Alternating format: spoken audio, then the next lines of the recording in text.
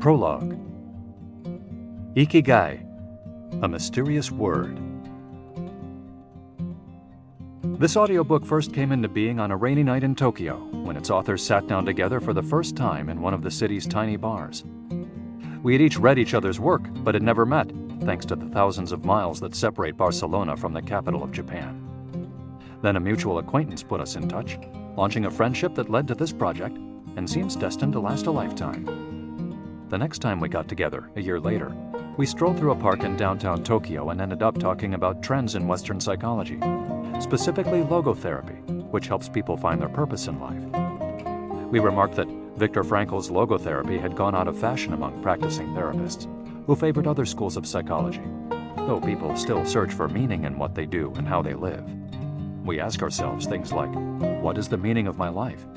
Is the point just to live longer, or should I seek a higher purpose?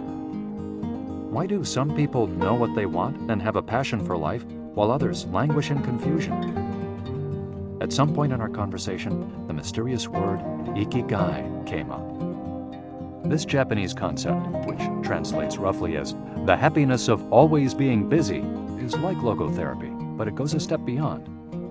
It also seems to be one way of explaining the extraordinary longevity of the Japanese, especially on the island of Okinawa, where there are 24.55 people over the age of 100 for every 100,000 inhabitants, far more than the global average.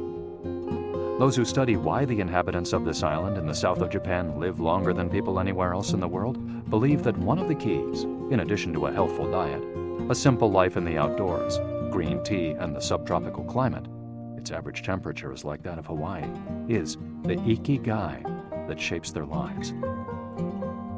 While researching this concept, we discovered that not a single book in the fields of psychology or personal development is dedicated to bringing this philosophy to the West. Is ikigai the reason there are more centenarians in Okinawa than anywhere else? How does it inspire people to stay active until the very end? What is the secret to a long and happy life? As we explored the matter further, we discovered that one place in particular, Ogimi, a rural town on the north end of the island with a population of 3,000, boasts the highest life expectancy in the world, a fact that has earned it the nickname of the Village of Longevity. Okinawa is where most of Japan's shikuwasa, a lime-like fruit that packs an extraordinary antioxidant punch, comes from. Could that be Ogimi's secret to long life? Or is it the purity of the water used to brew its moringa tea? We decided to go study the secrets of the Japanese centenarians in person. After a year of preliminary research, we arrived in the village, where residents speak an ancient dialect and practice an animist religion that features long-haired forest sprites called bunagaya, with our cameras and recording devices in hand. As soon as we arrived, we could sense the incredible friendliness of its residents, who laughed and joked incessantly amid lush green hills fed by crystalline waters. As we conducted our interviews with the eldest residents of the town, we realized that something far more powerful than just these natural resources was at work. An uncommon joy flows from its inhabitants and guides them through the long and pleasurable journey of their lives. Again, the mysterious ikigai. But what is it exactly? How do you get it? It never ceased to surprise us that this haven of nearly eternal life was located precisely in Okinawa, where 200,000 innocent lives were lost at the end of World War II. Rather than harbor animosity toward outsiders, however, Okinawans live by the principle of ichariba chode, a local expression that means treat everyone like a brother, even if you've never met them before. It turns out that one of the secrets to happiness of Ogimi's residents is feeling like part of a community. From an early age, they practice yui ma'aru, or teamwork, and so are used to helping one another. Nurturing friendships, eating light, getting enough rest, and doing regular, moderate exercise are all part of the equation of good health. But at the heart of the joie de vivre that inspires these centenarians to keep celebrating birthdays and cherishing each new day is their ikigai. The purpose of this audiobook is to bring the secrets of Japan's centenarians to you and give you the tools to find your own ikigai, because those who discover their ikigai have everything they need for a long and joyful journey through life. Happy travels. Héctor García and Francesc Miralles. Chapter 1. Ikigai, The art of staying young while growing old. What is your reason for being? According to the Japanese, everyone has an ikigai, what a French philosopher might call a raison d'être. Some people have found their ikigai, while others are still looking, though they carry it within them. Our ikigai is hidden deep inside each of us, and finding it requires a patient search. According to those born on Okinawa, the island with the most centenarians in the world, our ikigai is the reason we get up in the morning. Ikigai can be described as the common ground you find between what you're good at, what you love, what the world needs, and what you can be paid for. Whatever you do, don't retire. Having a clearly defined ikigai brings satisfaction, happiness, and meaning to our lives. The purpose of this audiobook is to help you find yours, and to share insights from Japanese philosophy on the lasting health of body, mind, and spirit. One surprising thing you notice living in Japan is how active people remain after they retire. In fact, many Japanese people never really retire. They keep doing what they love for as long as their health allows. There is, in fact, no word in Japanese that means retire in the sense of leaving the workforce for good, as in English. According to Dan Buettner, a National Geographic reporter who knows the country well, having a purpose in life is so important in Japanese culture that our idea of retirement simply doesn't exist there. The island of almost eternal youth. Certain longevity studies suggest that a strong sense of community and a clearly defined ikigai are just as important as the famously healthful Japanese diet, perhaps even more so. Recent medical studies of centenarians from Okinawa and other so-called blue zones, the geographic regions where people live longest, provide a number of interesting facts about these extraordinary human beings. Not only do they live much longer than the rest of the world's population, they also suffer from fewer chronic illnesses, such as cancer and heart disease. Inflammatory disorders are also less common. Many of these centenarians enjoy enviable levels of vitality and health that would be unthinkable for people of advanced age elsewhere. Their blood tests reveal fewer free radicals, which are responsible for cellular aging, as a result of drinking tea and eating until their stomachs are only 80% full. Women experience more moderate symptoms during menopause, and both men and women maintain higher levels of sexual hormones until much later in life. The rate of dementia is well below the global average. Though we'll consider each of these findings over the course of the audiobook, research clearly indicates that the Okinawans' focus on ikigai gives a sense of purpose to each and every day and plays an important role in their health and longevity. The characters behind ikigai. In Japanese, ikigai is written by combining a character which means life with another which means to be worthwhile, and that can be broken down to the characters which mean armor, number one, and to be the first, to head into battle, taking initiative as a leader, and another character which means beautiful or elegant. The 5 blue zones. Okinawa holds first place among the world's blue zones. In Okinawa, women in particular live longer and have fewer diseases than anywhere else in the world. The 5 regions identified and analyzed by Dan Buettner in his book, The Blue Zones, are 1. Okinawa, Japan, especially the northern part of the island. The locals eat a diet rich in vegetables and tofu, typically served on small plates. In addition to their philosophy of ikigai, the moai, or close-knit group of friends, plays an important role in their longevity. 2. Sardinia, Italy, specifically the provinces of Nuoro and Ogliastra. Locals on this island consume plenty of vegetables and 1 or 2 glasses of wine per day. As in Okinawa, the cohesive nature of this community is another factor directly related to longevity. 3. Loma Linda, California. Researchers studied a group of Seventh-day Adventists who are among the longest living people in the United States. 4. The Nicoya Peninsula, Costa Rica. Locals remain remarkably active after 90. Many of the region's older residents have no problem getting up at 5:30 in the morning to work in the fields. 5. Ikaria, Greece. 1 of every 3 inhabitants of this island near the coast of Turkey is over 90 years old, compared to less than 1% of the population of the United States, a fact that has earned it the nickname of the Island of Long Life. The local secret seems to be a lifestyle that dates back to 500 BC.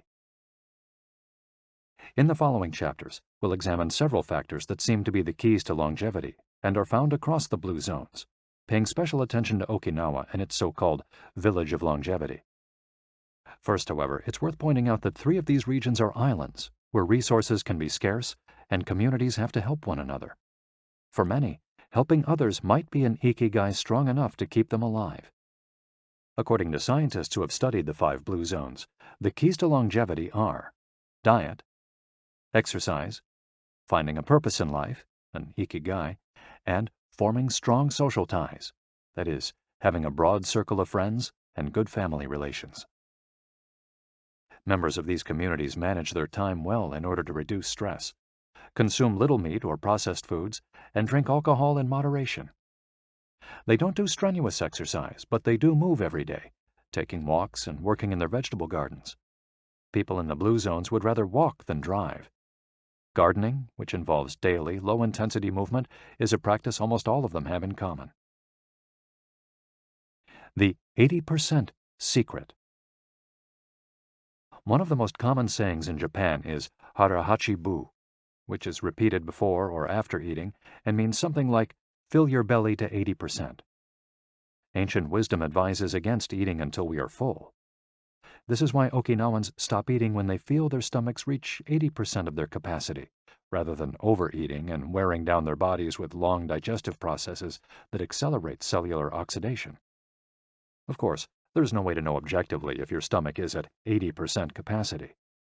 The lesson to learn from this saying is that we should stop eating when we're starting to feel full. The extra side dish, the snack we eat when we know in our hearts we don't really need it, the apple pie after lunch, all these will give us pleasure in the short term, but not having them will make us happier in the long term. The way food is served is also important. By presenting their meals on many small plates, the Japanese tend to eat less. A typical meal in a restaurant in Japan is served in 5 plates on a tray, 4 of them very small, and the main dish slightly bigger.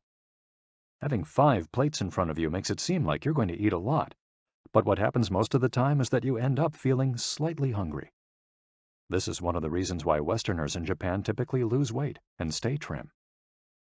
Recent studies by nutritionists reveal that Okinawans consume a daily average of 1,800 to 1,900 calories, compared to 2,200 to 3,300 in the United States, and have a body mass index between 18 and 22, compared to 26 or 27 in the United States. The Okinawan diet is rich in tofu, sweet potatoes, fish 3 times per week, and vegetables, roughly 11 ounces per day. In the chapter dedicated to nutrition, we'll see which healthy, antioxidant-rich foods are included in this 80%. Moai, connected for life. It is customary in Okinawa to form close bonds within local communities. A moai is an informal group of people with common interests who look out for one another. For many, serving the community becomes part of their ikigai. The moai has its origins in hard times, when farmers would get together to share best practices and help one another cope with meager harvests. Members of a moai make a set monthly contribution to the group. This payment allows them to participate in meetings, dinners, games of go and shogi, Japanese chess, or whatever hobby they have in common. The funds collected by the group are used for activities, but if there's money left over, one member, decided on a rotating basis, receives a set amount from the surplus. In this way, being part of a moai helps maintain emotional and financial stability. If a member of a moai is in financial trouble, he or she can get an advance from the group's savings. While the details of each moai's accounting practices vary according to the group and its economic means, the feeling of belonging and support gives the individual a sense of security and helps increase life expectancy. Following this brief introduction to the topics covered in this audiobook, we look at a few causes of premature aging in modern life, and then explore different factors related to ikigai.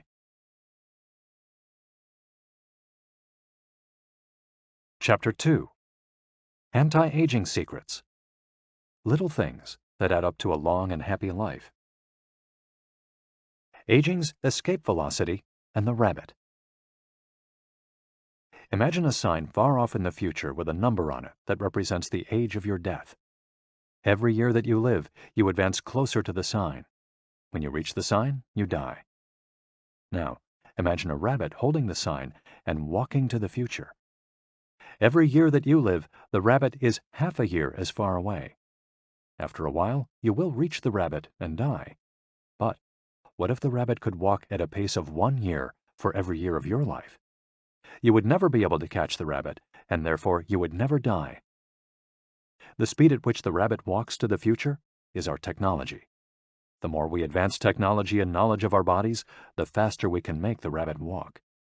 Aging's escape velocity is the moment at which the rabbit walks at a pace of 1 year per year or faster, and we become immortal.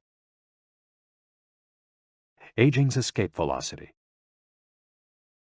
For more than a century, we've managed to add an average of 0.3 years to our life expectancy every year.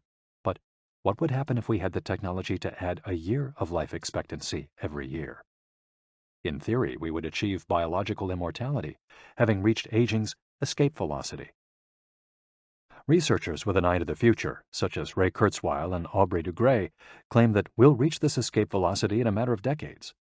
Other scientists are less optimistic, predicting that we'll reach a limit, a maximum age we won't be able to surpass no matter how much technology we have. For example, some biologists assert that our cells stop regenerating after about 120 years. Active mind, youthful body.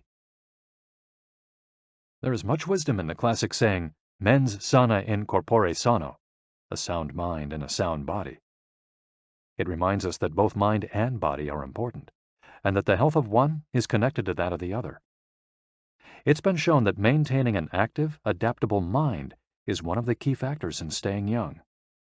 Having a youthful mind also drives you toward a healthy lifestyle that will slow the aging process. Just as a lack of physical exercise has negative effects on our bodies and mood, a lack of mental exercise is bad for us because it causes our neurons and neural connections to deteriorate, and as a result, reduces our ability to react to our surroundings. This is why it's so important to give your brain a workout. One pioneer in advocating for mental exercise is the Israeli neuroscientist Shlomo Brezhnitz, who argues that the brain needs a lot of stimulation in order to stay in shape. As he stated in an interview with Edward Punset for the Spanish television program Redis, there is a tension between what is good for someone and what they want to do. This is because people, especially older people, like to do things as they've always done them. The problem is that when the brain develops ingrained habits, it doesn't need to think anymore. Things get done quickly and efficiently on automatic pilot, often in a very advantageous way. This creates a tendency to stick to routines, and the only way of breaking these is to confront the brain with new information. Presented with new information, the brain creates new connections and is revitalized. This is why it's so important to expose yourself to change, even if stepping outside your comfort zone means feeling a bit of anxiety. The effects of mental training have been scientifically demonstrated.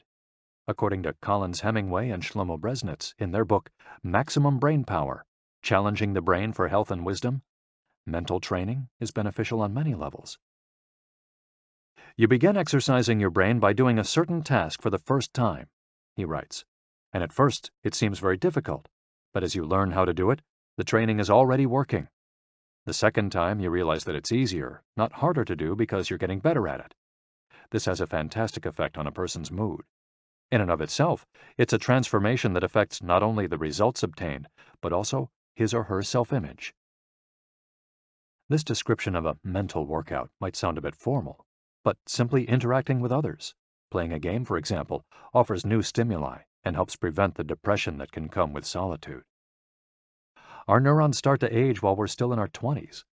This process is slowed, however, by intellectual activity, curiosity, and a desire to learn.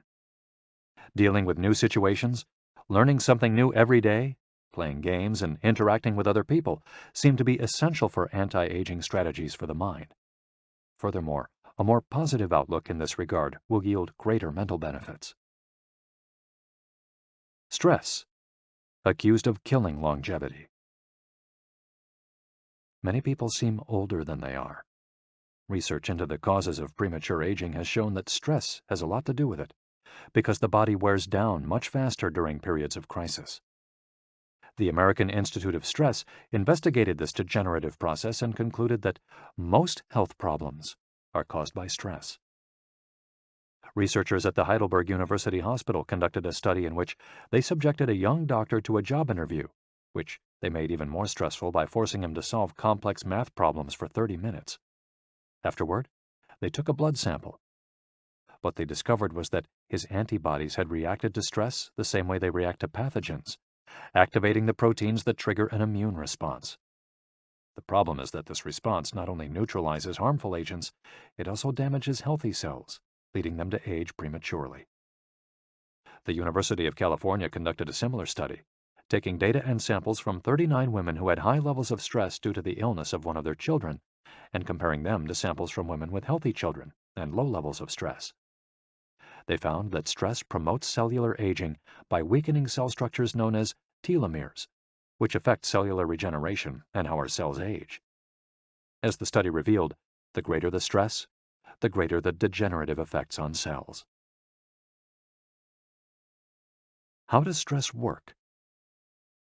These days, people live at a frantic pace and in a nearly constant state of competition.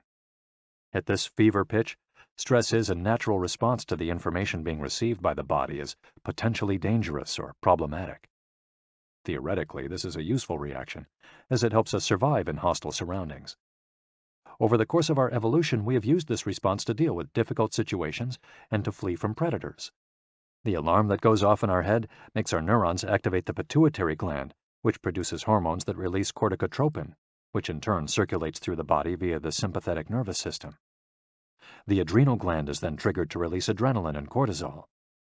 Adrenaline raises our respiratory rate and pulse and prepares our muscles for action, getting the body ready to react to perceived danger, while cortisol increases the release of dopamine and blood glucose, which is what gets us charged up and allows us to face challenges. These processes are, in moderation, beneficial. They help us overcome challenges in our daily lives. Nonetheless, the stress to which human beings are subjected today is clearly harmful. Compare the lives of cave dwellers with modern humans. Cave dwellers were relaxed most of the time. Modern humans work most of the time and are alert to any and all threats. Cave dwellers felt stress only in very specific situations. Modern humans are online or waiting for notifications from their cell phones 24 hours a day. To cave dwellers, the threats were real. A predator could end their lives at any moment. For modern humans, the brain associates the ping of a cell phone or an email notification with the threat of a predator. For cave dwellers, high doses of cortisol and adrenaline at moments of danger kept the body healthy. In modern humans, low doses of cortisol flow constantly through the body, with implications for a range of health problems, including adrenal fatigue and chronic fatigue syndrome. Stress has a degenerative effect over time. A sustained state of emergency affects the neurons associated with memory, as well as inhibiting the release of certain hormones, the absence of which can cause depression. Its secondary effects include irritability, insomnia, anxiety, and high blood pressure. As such, though challenges are good for keeping mind and body active, we should adjust our high-stress lifestyles in order to avoid the premature aging of our bodies. Be mindful about reducing stress. Whether or not the threats we perceive are real, stress is an easily identifiable condition that not only causes anxiety, but is also highly psychosomatic, affecting everything from our digestive system to our skin. This is why prevention is so important in avoiding the toll that stress takes on us, and why many experts recommend practicing mindfulness. The central premise of this stress reduction method is focusing on the self, noticing our responses, even if they are conditioned by habit, in order to be fully conscious of them. In this way, we connect with the here and now and limit thoughts that tend to spiral out of control. We have to learn to turn off the autopilot that's steering us in an endless loop. We all know people who snack while talking on the phone or watching the news. You ask them if the omelet they just ate had an onion in it, and they can't tell you. says Roberto Alcibar, who abandoned his fast-paced life to become a certified instructor of mindfulness after an illness threw him into a period of acute stress. One way to reach such a state of mindfulness is through meditation, which helps filter the information that reaches us from the outside world. It can also be achieved through breathing exercises, yoga, and body scans. Achieving mindfulness involves a gradual process of training, but with a bit of practice, we can learn to focus our mind completely, which reduces stress and helps us live longer. A little stress is good for you. While sustained, intense stress is a known enemy of longevity and both mental and physical health, low levels of stress have been shown to be beneficial.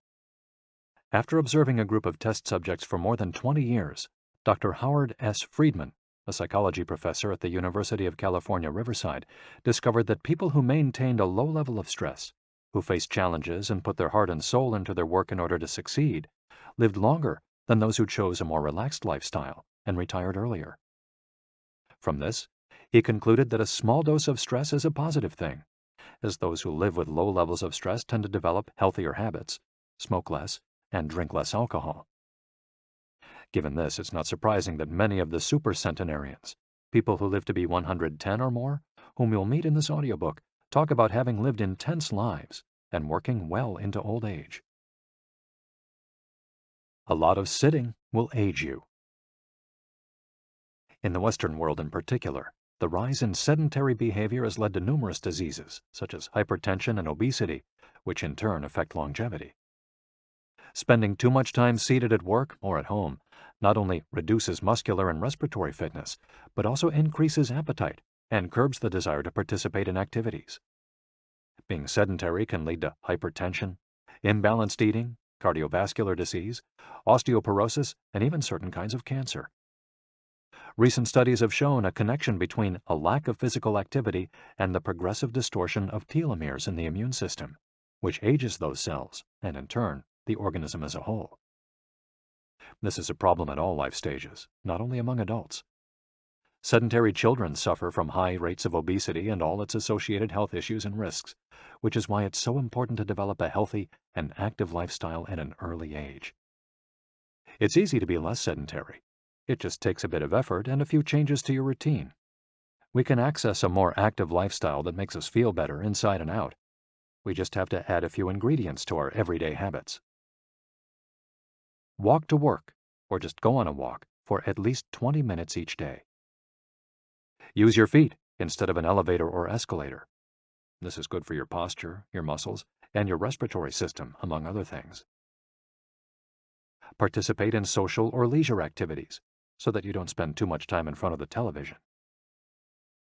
Replace your junk food with fruit, and you'll have less of an urge to snack and more nutrients in your system. Get the right amount of sleep.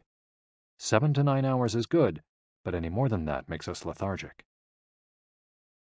Play with children or pets, or join a sports team. This not only strengthens the body, but also stimulates the mind and boosts self-esteem. Be conscious of your daily routine in order to detect harmful habits and replace them with more positive ones. By making these small changes, we can begin to renew our bodies and minds and increase our life expectancy. A model's best-kept secret. Though we age both externally and internally, both physically and mentally, one of the things that tell us the most about people's age is their skin, which takes on different textures and colors according to processes going on beneath the surface. Most of those who make their living as models claim to sleep between 9 and 10 hours the night before a fashion show. This gives their skin a taut, wrinkle-free appearance and a healthy, radiant glow. Science has shown that sleep is a key anti-aging tool because when we sleep, we generate melatonin, a hormone that occurs naturally in our bodies. The pineal gland produces it from the neurotransmitter serotonin, according to our diurnal and nocturnal rhythms, and it plays a role in our sleep and waking cycles. A powerful antioxidant, melatonin, helps us live longer and also offers the following benefits. It strengthens the immune system. It contains an element that protects against cancer. It promotes the natural production of insulin. It slows the onset of Alzheimer's disease. It helps prevent osteoporosis and fight heart disease. For all these reasons, melatonin is a great ally in preserving youth. It should be noted, however, that melatonin production decreases after age 30. We can compensate for this by eating a balanced diet and getting more calcium, soaking up a moderate amount of sun each day, getting enough sleep, avoiding stress, alcohol, tobacco, and caffeine, all of which make it harder to get a good night's rest, depriving us of the melatonin we need. Experts are trying to determine whether artificially stimulating production of melatonin might help slow the aging process, which would confirm the theory that we already carry the secret to longevity within us. Anti-aging attitudes. The mind has tremendous power over the body and how quickly it ages. Most doctors agree that the secret to keeping the body young is keeping the mind active, a key element of ikigai, and not caving in when we face difficulties throughout our lives. One study, conducted at Yeshiva University, found that the people who live the longest have two dispositional traits in common: a positive attitude and a high degree of emotional awareness. In other words, those who face challenges with a positive outlook and are able to manage their emotions are already well on their way toward longevity. A stoic attitude, serenity in the face of a setback, can also help keep you young, as it lowers anxiety and stress levels and stabilizes behavior. This can be seen in the greater life expectancies of certain cultures with unhurried, deliberate lifestyles. Many centenarians and supercentenarians have similar profiles. They've had full lives that were difficult at times, but they knew how to approach these challenges with a positive attitude and not be overwhelmed by the obstacles they faced. Alexander Imich, who in 2014 became the world's oldest living man at age 111, knew he had good genes, but understood that other factors contributed too. "The life you live is equally or more important for longevity," he said in an interview with Reuters after being added to Guinness World Records in 2014. An Ode to Longevity. During our stay in Ogimi, the village that holds the Guinness record for longevity, a woman who was about to turn 100 years old sang the following song for us in a mixture of Japanese and the local dialect. "To keep healthy and have a long life, eat just a little of everything with relish. Go to bed early, get up early, and then go out for a walk. We live each day with serenity, and we enjoy the journey. To keep healthy and have a long life, we get on well with all our friends. Spring, summer, fall, winter, we happily enjoy all the seasons. The secret is not to get distracted by how old the fingers are, from the fingers to the head and back once again. If you keep moving with your fingers working, 100 years will come to you." We can now use our fingers to play the next chapter, where we'll look at the close relationship between longevity and discovering our life's mission. Chapter 3. From Logotherapy to Ikigai. How to live longer and better by finding your purpose. What is logotherapy? A colleague once asked Viktor Frankl to define his school of psychology in a single phrase, to which Frankl replied, "Well, in logotherapy, the patient sits up straight and has to listen to things that are, on occasion, hard to hear." The colleague had just described psychoanalysis to him in the following terms. "In psychoanalysis, the patient lies down on a couch and tells you things that are, on occasion, hard to say." Frankl explains that one of the first questions he would ask his patients was, "Why do you not commit suicide?" Usually the patient found good reasons not to and was able to carry on. What then does logotherapy do? The answer is pretty clear. It helps you find reasons to live.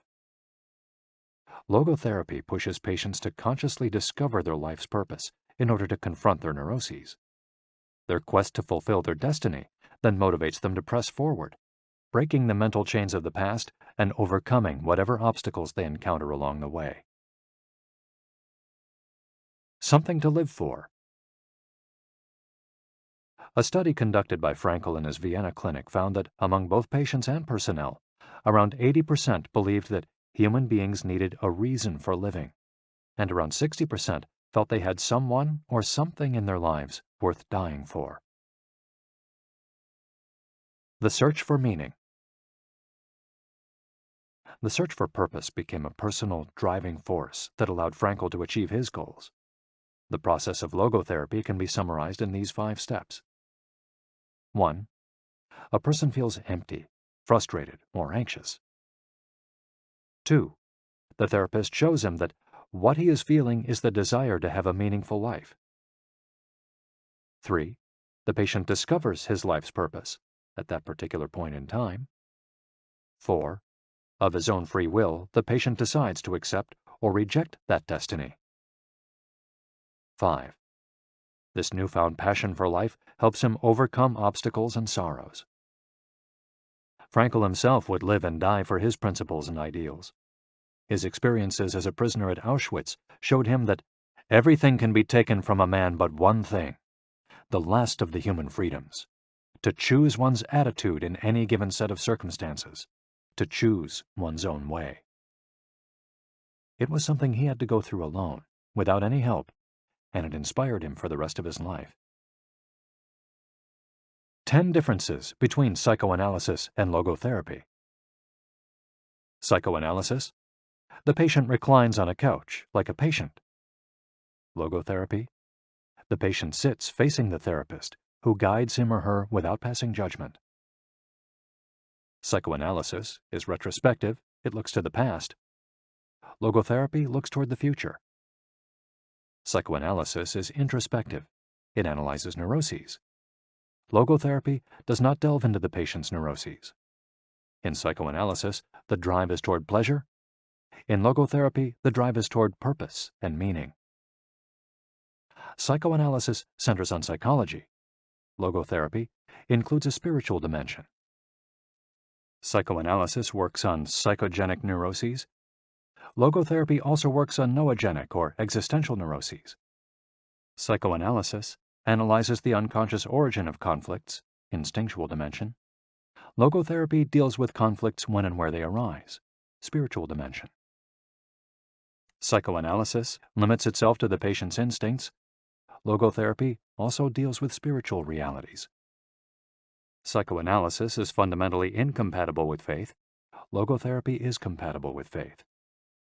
Psychoanalysis seeks to reconcile conflicts and satisfy impulses and instincts. Logotherapy seeks to help the patient find meaning in his life and satisfy his moral principles. Fight for yourself. Existential frustration arises when our life is without purpose or when that purpose is skewed.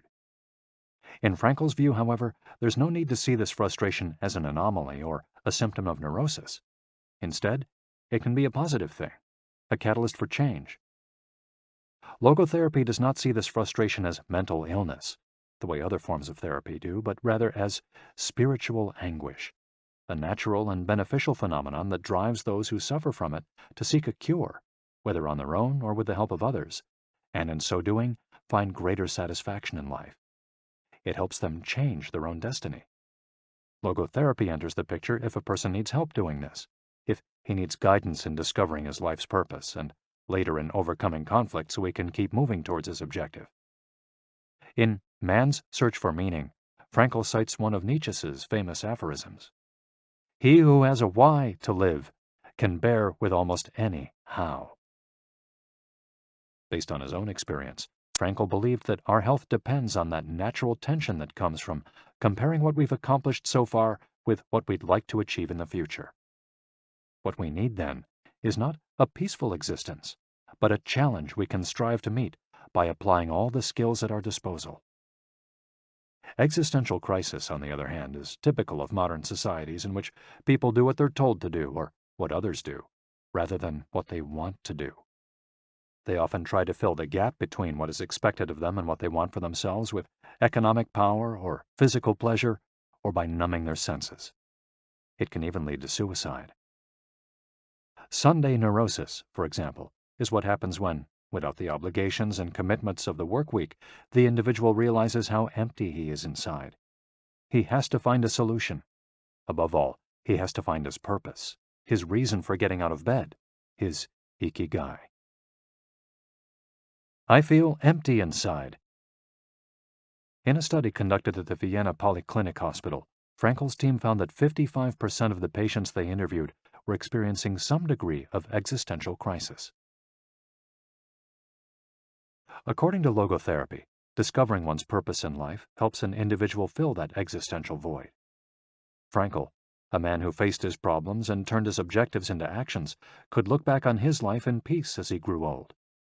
He did not have to envy those still enjoying their youth, because he had amassed a broad set of experiences that showed he had lived for something. Better living through logotherapy. A few key ideas. We don't create the meaning of our life, as Sartre claimed. We discover it. We each have a unique reason for being, which can be adjusted or transformed many times over the years. Just as worry often brings about precisely the thing that was feared, excessive attention to a desire, or hyperintention, can keep that desire from being fulfilled. Humor can help break negative cycles and reduce anxiety.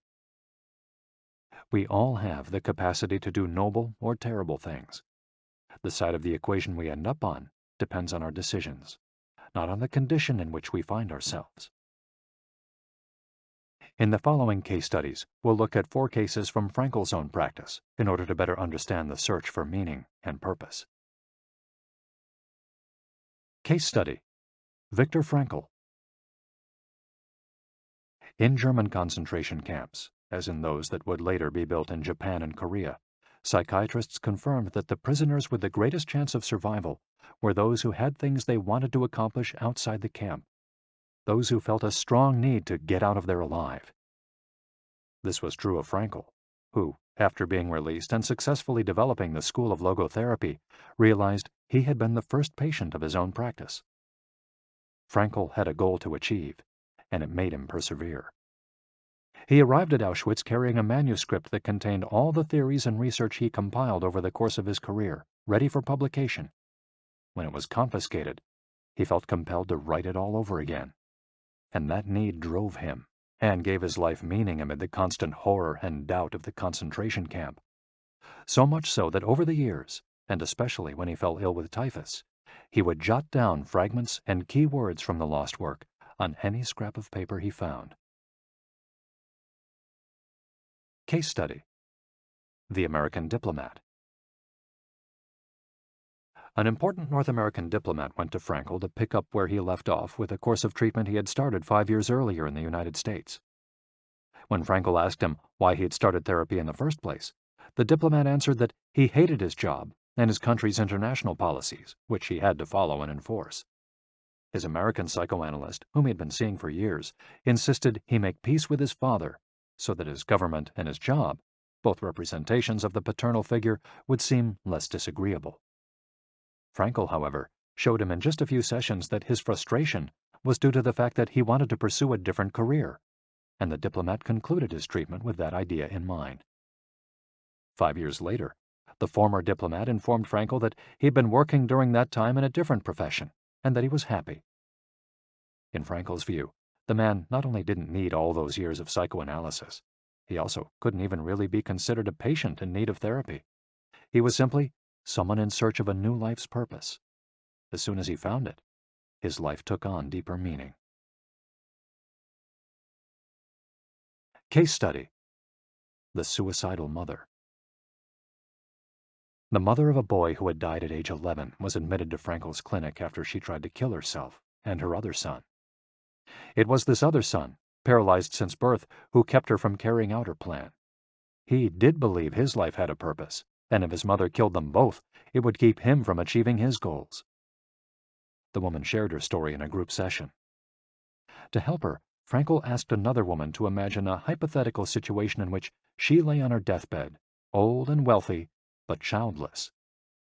The woman insisted that, in that case, she would have felt her life had been a failure. When the suicidal mother was asked to perform the same exercise, imagining herself on her deathbed, she looked back and realized that she had done everything in her power for her children, for both of them. She had given her paralyzed son a good life, and he had turned into a kind, reasonably happy person. To this she added, crying, "As for myself, I can look back peacefully on my life, for I can say my life was full of meaning, and I have tried hard to live it fully. I have done my best. I have done my best for my son. My life was no failure." In this way, by imagining herself on her deathbed and looking back, the suicidal mother found the meaning that, though she was not aware of it, her life already had. Case study: The grief-stricken doctor. An elderly doctor, unable to overcome the deep depression into which he'd fallen after the death of his wife 2 years earlier, went to Frankel for help. Instead of giving him advice or analyzing his condition, Frankel asked him what would have happened if he had been the one who died first. The doctor, horrified, answered that it would have been terrible for his poor wife, that she would have suffered tremendously. To which Frankel responded, "You see, doctor, you've spared her all that suffering, but the price you have to pay for this is to survive and mourn her." The doctor didn't say another word. He left Frankel's office in peace after taking the therapist's hand in his own. He was able to tolerate the pain in place of his beloved wife. His life had been given a purpose. Morita therapy.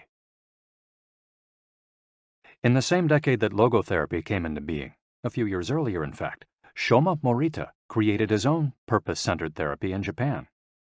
It proved to be effective in the treatment of neurosis, obsessive-compulsive disorder, and post-traumatic stress.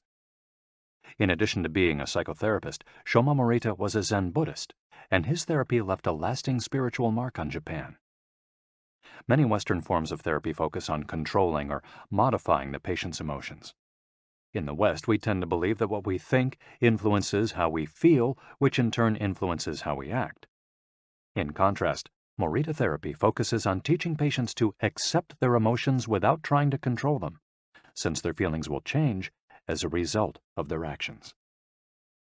In addition to accepting the patient's emotions, Morita therapy seeks to create new emotions on the basis of actions.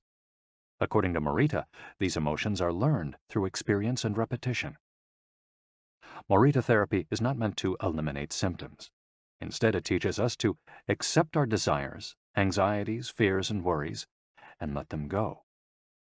As Morita writes in his book, Morita Therapy and the True Nature of Anxiety-Based Disorders, "In feelings, it is best to be wealthy and generous." Morita explained the idea of letting go of negative feelings with the following fable.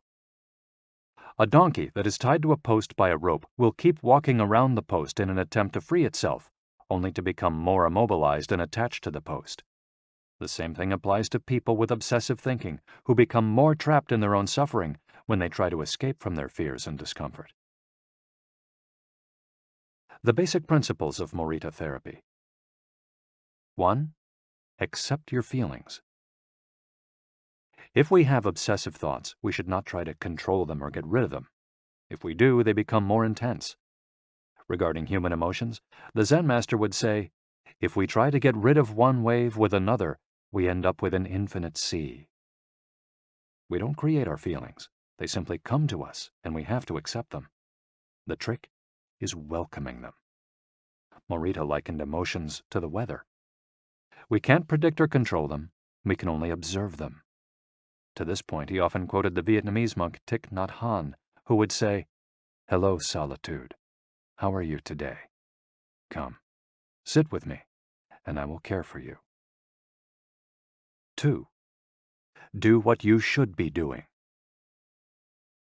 We shouldn't focus on eliminating symptoms, because recovery will come on its own. We should focus instead on the present moment, and if we're suffering, on accepting that suffering. Above all, we should avoid intellectualizing the situation. The therapist's mission is to develop the patient's character so he or she can face any situation, and character is grounded in the things we do. Morita therapy does not offer its patients explanations, but rather allows them to learn from their actions and activities. It doesn't tell you how to meditate or how to keep a diary the way Western therapies do. It's up to the patient to make discoveries through experience. 3. Discover your life's purpose. We can't control our emotions, but we can take charge of our actions every day. This is why we should have a clear sense of our purpose and always keep Morita's mantra in mind. What do we need to be doing right now? What action should we be taking? The key to achieving this is having dared to look inside yourself to find your ikigai. The 4 phases of Morita therapy. Morita's original treatment, which lasts 15 to 21 days, consists of the following stages. 1. Isolation and rest, 5 to 7 days. During the first week of treatment, the patient rests in a room without any external stimuli. No television, books, family, friends, or speaking. All the patient has is his thoughts. He lies down for most of the day and is visited regularly by the therapist, who tries to avoid interacting with him as much as possible. The therapist simply advises the patient to continue observing the rise and fall of his emotions as he lies there. When the patient gets bored and wants to start doing things again, he's ready to move on to the next stage of therapy. 2. Light occupational therapy, 5 to 7 days. In this stage, the patient performs repetitive tasks in silence. One of these is keeping a diary about his thoughts and feelings. The patient goes outside after a week of being shut in, takes walks in nature, and does breathing exercises. He also starts doing simple activities such as gardening, drawing, or painting. During this stage, the patient is still not allowed to talk to anyone except the therapist. 3. Occupational therapy, 5 to 7 days. In this stage, the patient performs tasks that require physical movement. Dr. Morita liked to take his patients to the mountains to chop wood. In addition to physical tasks, the patient is also immersed in other activities such as writing, painting, or making ceramics. The patient can speak with others at this stage, but only about the tasks at hand. 4. The return to social life and the real world. The patient leaves the hospital and is reintroduced to social life, but maintains the practices of meditation and occupational therapy developed during treatment. The idea is to re-enter society as a new person, with a sense of purpose, and without being controlled by social or emotional pressures. Nikan meditation. Morita was a great Zen master of Nikan introspective meditation. Much of his therapy draws on his knowledge and mastery of this school, which centers on 3 questions the individual must ask him or herself. 1. What have I received from person X?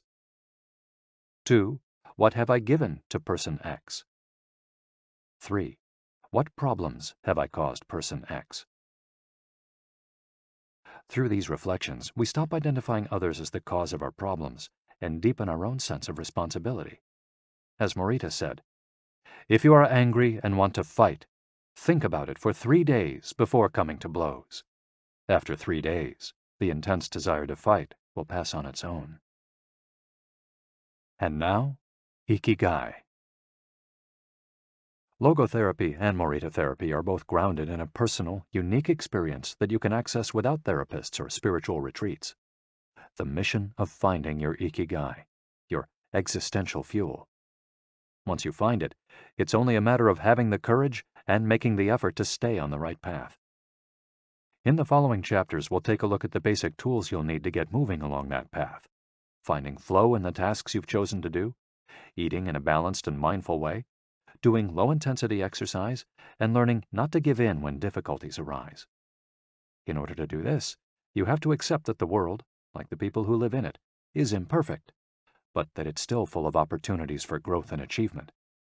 Are you ready to throw yourself into your passion as if it were the most important thing in the world? Chapter 4. Find flow in everything you do. How to turn work and free time into spaces for growth. We are what we repeatedly do. Excellence, then, is not an act, but a habit. Aristotle. Going with the flow. Imagine you're skiing down one of your favorite slopes. Powdery snow flies up on both sides of you like white sand. Conditions are perfect. You are entirely focused on skiing as well as you can. You know exactly how to move at each moment. There is no future, no past, there is only the present.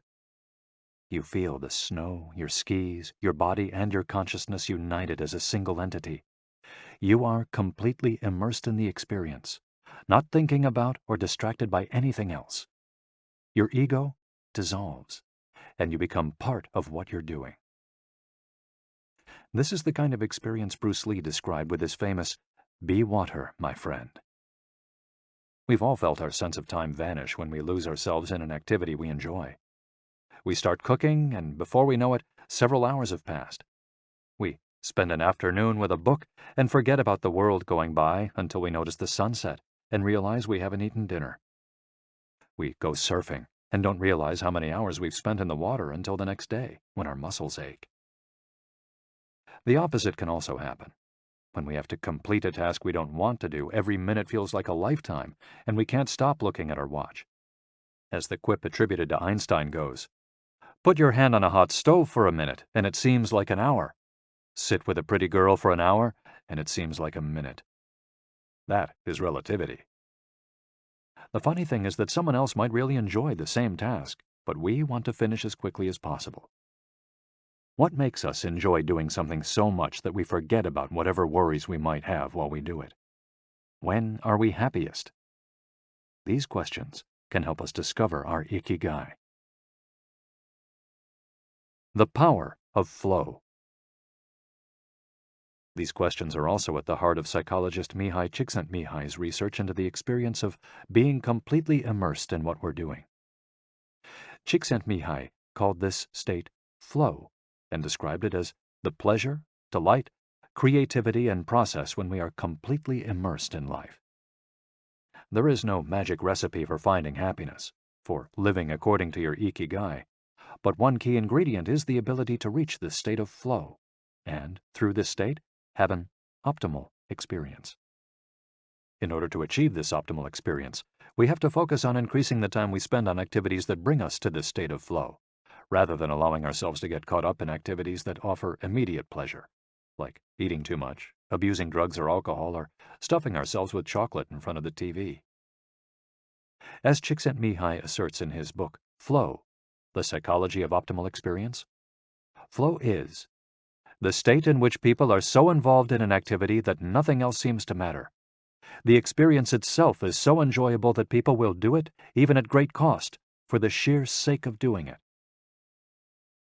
It's not only creative professionals who require the high doses of concentration that promote flow.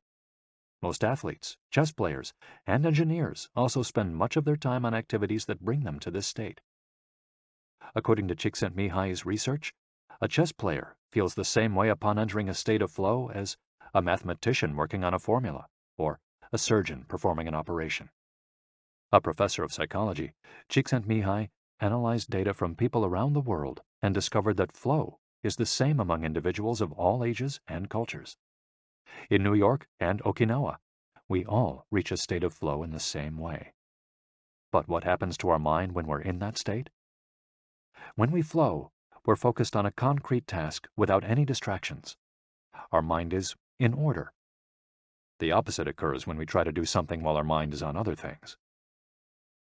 The 7 conditions for achieving flow. According to researcher Owen Schaffer of DePaul University, the requirements for achieving flow are 1. Knowing what to do. 2. Knowing how to do it. 3. Knowing how well you're doing. 4. Knowing where to go, where navigation is involved. 5. Perceiving significant challenges. 6. Perceiving significant skills. 7. Being free from distractions. If you often find yourself losing focus while working on something you consider important, there are several strategies you can employ to increase your chances of achieving flow. Strategy number 1. Choose a difficult task, but not too difficult. Schaffer's model encourages us to take on tasks that we have a chance of completing, but that are slightly outside our comfort zone. Every task, sport or job, has a set of rules, and we need a set of skills to follow them. If the rules for completing a task or achieving a purpose are too basic relative to our skill set, we'll likely get bored. Activities that are too easy lead to apathy. If, on the other hand, we assign ourselves to a task that is too difficult, we won't have the skills to complete it and will almost certainly give up and feel frustrated to boot. The ideal is to find a middle path, something aligned with our abilities but just a bit of a stretch, so we experience it as a challenge. That's what Ernest Hemingway meant when he said, "Sometimes I write better than I can." We want to see challenges through to the end because we enjoy the feeling of pushing ourselves. Bertrand Russell expressed a similar idea when he said, "To be able to concentrate for a considerable amount of time is essential to difficult achievement." If you're a graphic designer, learn a new software program for your next project. If you're a programmer, use a new programming language. If you're a dancer, try to incorporate into your next routine a movement that has seemed impossible for years. Add a little something extra, something that takes you out of your comfort zone. Even doing something as simple as reading means following certain rules, having certain abilities and knowledge. If we set out to read a book on quantum mechanics for specialists in physics without being specialists in physics ourselves, we'll probably give up after a few minutes. On the other end of the spectrum, if we already know everything a book has to tell us, we'll get bored right away. However, if the book is appropriate to our knowledge and abilities and builds on what we already know, we'll immerse ourselves in our reading, and time will flow. This pleasure and satisfaction are evidence that we are in tune with our ikigai. In summary, easy tasks lead to boredom, challenging tasks lead to flow, tasks beyond our abilities lead to anxiety. Strategy 2. Have a clear, concrete objective. Video games, played in moderation, board games, and sports are great ways to achieve flow because the objective tends to be very clear. Beat your rival or your own record while following a set of explicitly defined rules. Unfortunately, the objective isn't quite as clear in most situations. According to a study by Boston Consulting Group, when asked about their bosses, the #1 complaint of employees at multinational corporations is that they don't communicate the team's mission clearly, and that as a result, the employees don't know what their objectives are.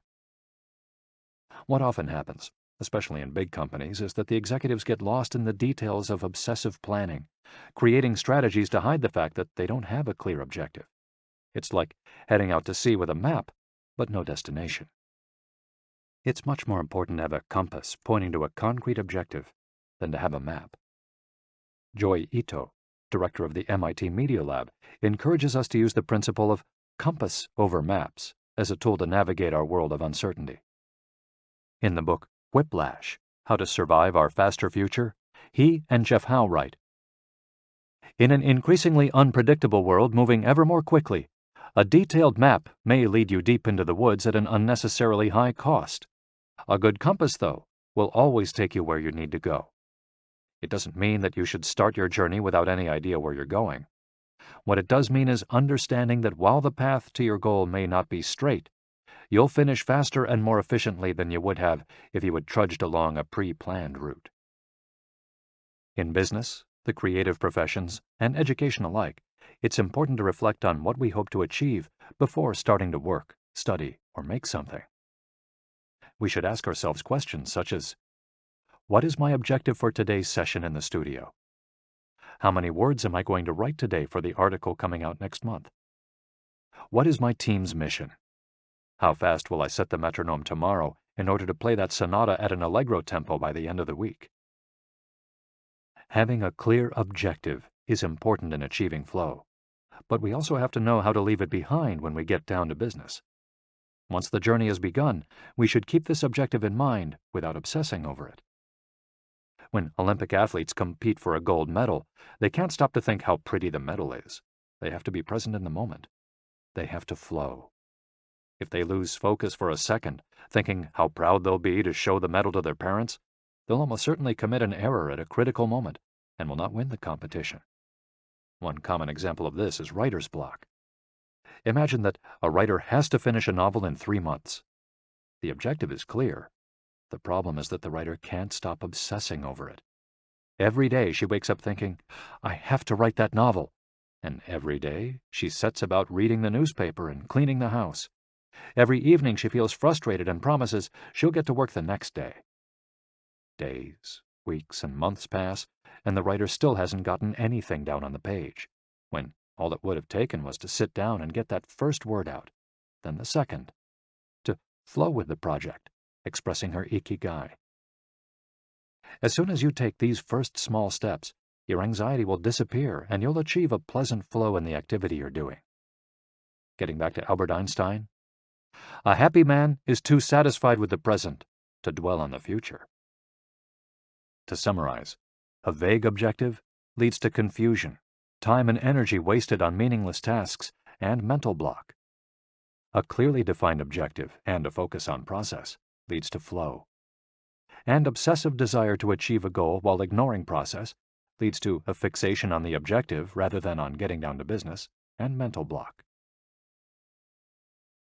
Strategy 3. Concentrate on a single task. This is perhaps one of the greatest obstacles we face today, with so much technology and so many distractions. We're listening to a video on YouTube while writing an email when suddenly a chat prompt pops up and we answer it. Then our smartphone vibrates in our pocket. Just as soon as we respond to that message, we're back at our computer logging onto Facebook. Pretty soon, 30 minutes have passed, and we've forgotten what the email we were writing was supposed to be about. This also happens sometimes when we put on a movie with dinner and don't realize how delicious the salmon was until we're taking the last bite. We often think that combining tasks will save us time, but scientific evidence shows that it has the opposite effect. Even those who claim to be good at multitasking are not very productive. In fact, they are some of the least productive people. Our brains can take in millions of bits of information, but we can only actually process a few dozen per second. When we say we're multitasking, what we're really doing is switching back and forth between tasks very quickly. Unfortunately, we're not computers adept at parallel processing. We end up spending all our energy alternating between tasks instead of focusing on doing one of them well. Concentrating on one thing at a time may be the single most important factor in achieving flow. According to Csikszentmihalyi, in order to focus on a task, we need 1. To be in a distraction-free environment, and 2. To have control over what we're doing at every moment. Technology is great if we're in control of it. It's not so great if it takes control of us. For example, if you have to write a research paper, you might sit down at your computer and use Google to look up the information you need. However, if you're not very disciplined, you might end up surfing the web instead of writing that paper. In that case, Google and the Internet will have taken over, pulling you out of your state of flow. It has been scientifically shown that if we continually ask our brains to switch back and forth between tasks, we waste time, make more mistakes, and remember less of what we've done. Several studies conducted at Stanford University by Clifford Ivar Nass describe our generation as suffering from an epidemic of multitasking. One such study analyzed the behavior of hundreds of students, dividing them into groups based on the number of things they tended to do at once. The students who were the most addicted to multitasking typically alternated among more than 4 tasks. For example, taking notes while reading a textbook, listening to a podcast, answering messages on their smartphone, and sometimes checking their Twitter timeline. Each group of students was shown a screen with several red and several blue arrows. The objective of the exercise was to count the red arrows. At first, all the students answered correctly right away, without much trouble. As the number of blue arrows increased, the number of red arrows stayed the same, only their position changed, however. The students accustomed to multitasking had serious trouble counting the red arrows in the time allotted, or as quickly as the students who did not habitually multitask, for one very simple reason. They got distracted by the blue arrows. Their brains were trained to pay attention to every stimulus, regardless of its importance, while the brains of other students were trained to focus on a single task. In this case, counting the red arrows and ignoring the blue ones. Other studies indicate that working on several things at once lowers our productivity by at least 60% and our IQ by more than 10 points. One study funded by the Swedish Council for Working Life and Social Research found that a sample group of more than 4,000 young adults between the ages of 20 and 24 who were addicted to their smartphones got less sleep, felt less connected to their community at school, and were more likely to show signs of depression. In summary, concentrating on a single task makes achieving flow more likely, increases productivity, increases our power of retention, makes us less likely to make mistakes, helps us feel calm and in control of the task at hand, causes us to become more considerate as we pay full attention to those around us, and increases creativity. Multitasking makes achieving flow impossible, decreases productivity by 60%, though it doesn't seem to, makes it harder to remember things, makes us more likely to make mistakes, makes us feel stressed by the sensation that we're losing control, that our tasks are controlling us, causes us to hurt those around us through our addiction to stimuli, always checking our phones, always on social media, and reduces creativity. What can we do to avoid falling victim to this flow-impeding epidemic? How can we train our brains to focus on a single task? Here are a few ideas for creating a space and time free of distractions to increase our chances of reaching a state of flow, and thereby getting in touch with our ikigai. Don't look at any kind of screen for the first hour you're awake and the last hour before you go to sleep. Turn off your phone before you achieve flow. There is nothing more important than the task you've chosen to do during this time. If this seems too extreme, enable the Do Not Disturb function, so only the people closest to you contact you in case of emergency. Designate one day of the week, perhaps a Saturday or Sunday, a day of technical fasting, making exceptions for e-readers without Wi-Fi or MP3 players. Go to a cafe that doesn't have Wi-Fi. Read and respond to email only once or twice per day. Define those times clearly and stick to them. Try the Pomodoro technique. Get yourself a kitchen timer. Some are made to look like a pomodoro or a tomato, and commit to working on a single task as long as it's running. The Pomodoro technique recommends 25 minutes of work and 5 minutes of rest for each cycle, but you can also do 50 minutes of work and 10 minutes of rest. Find the pace that's best for you. The most important thing is to be disciplined in completing each cycle. Start your work session with a ritual you enjoy, and end it with a reward. Train your mind to return to the present when you find yourself getting distracted. Practice mindfulness or another form of meditation. Go for a walk or a swim, whatever will help you get centered again. Work in a space where you will not be distracted. If you can't do this at home, go to a library, a cafe, or, if your task involves playing the saxophone, a music studio.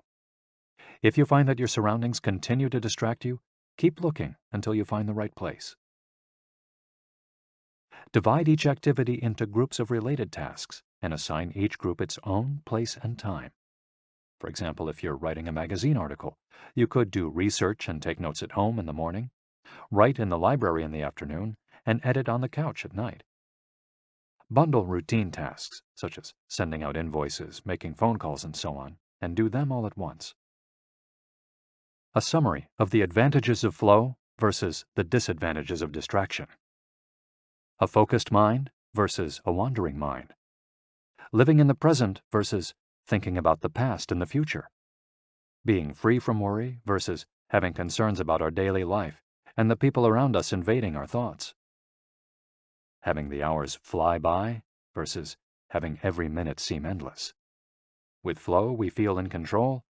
With distraction, we lose control and fail to complete the task at hand, or other tasks or people keep us from our work. With flow, we prepare thoroughly. With distraction, we act without being prepared. With flow, we know what we should be doing at any given moment. When distracted, we frequently get stuck and don't know how to proceed. With flow, our mind is clear and overcomes all obstacles to the flow of thought.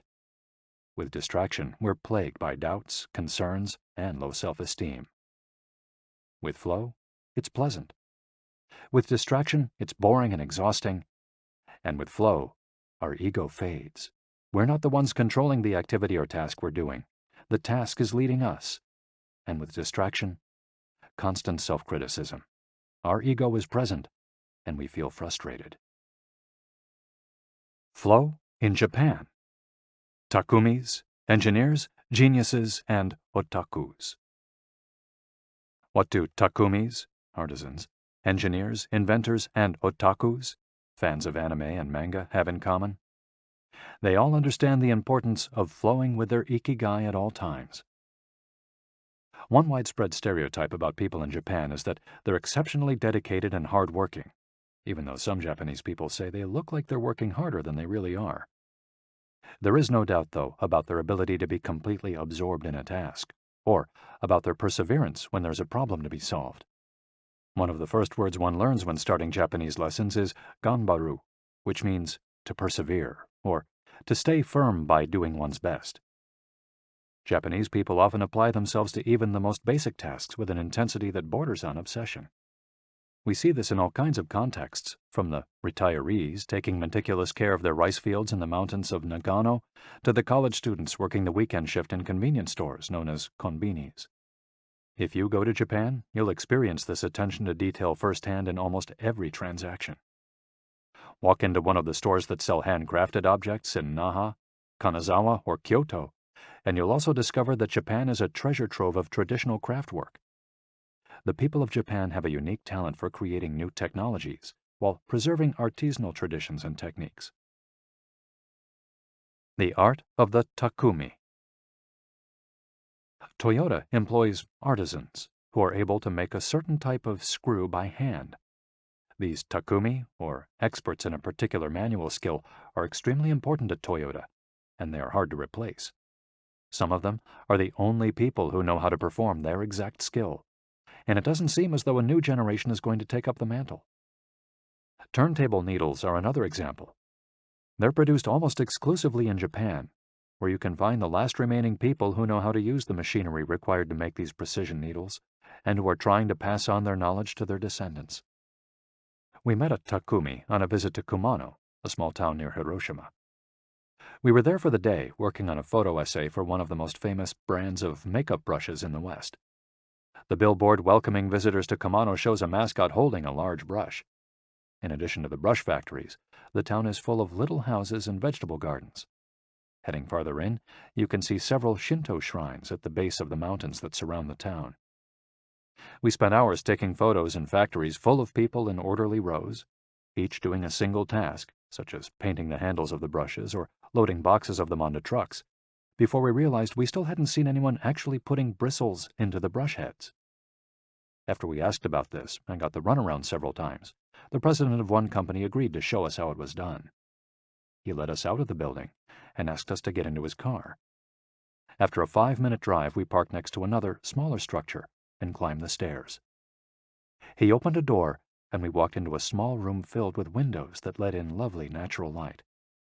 In the middle of the room was a woman wearing a mask. You could see only her eyes. She was so focused on choosing individual bristles for the brushes, gracefully moving her hands and fingers, using scissors and combs to sort the bristles, that she didn't even notice our presence.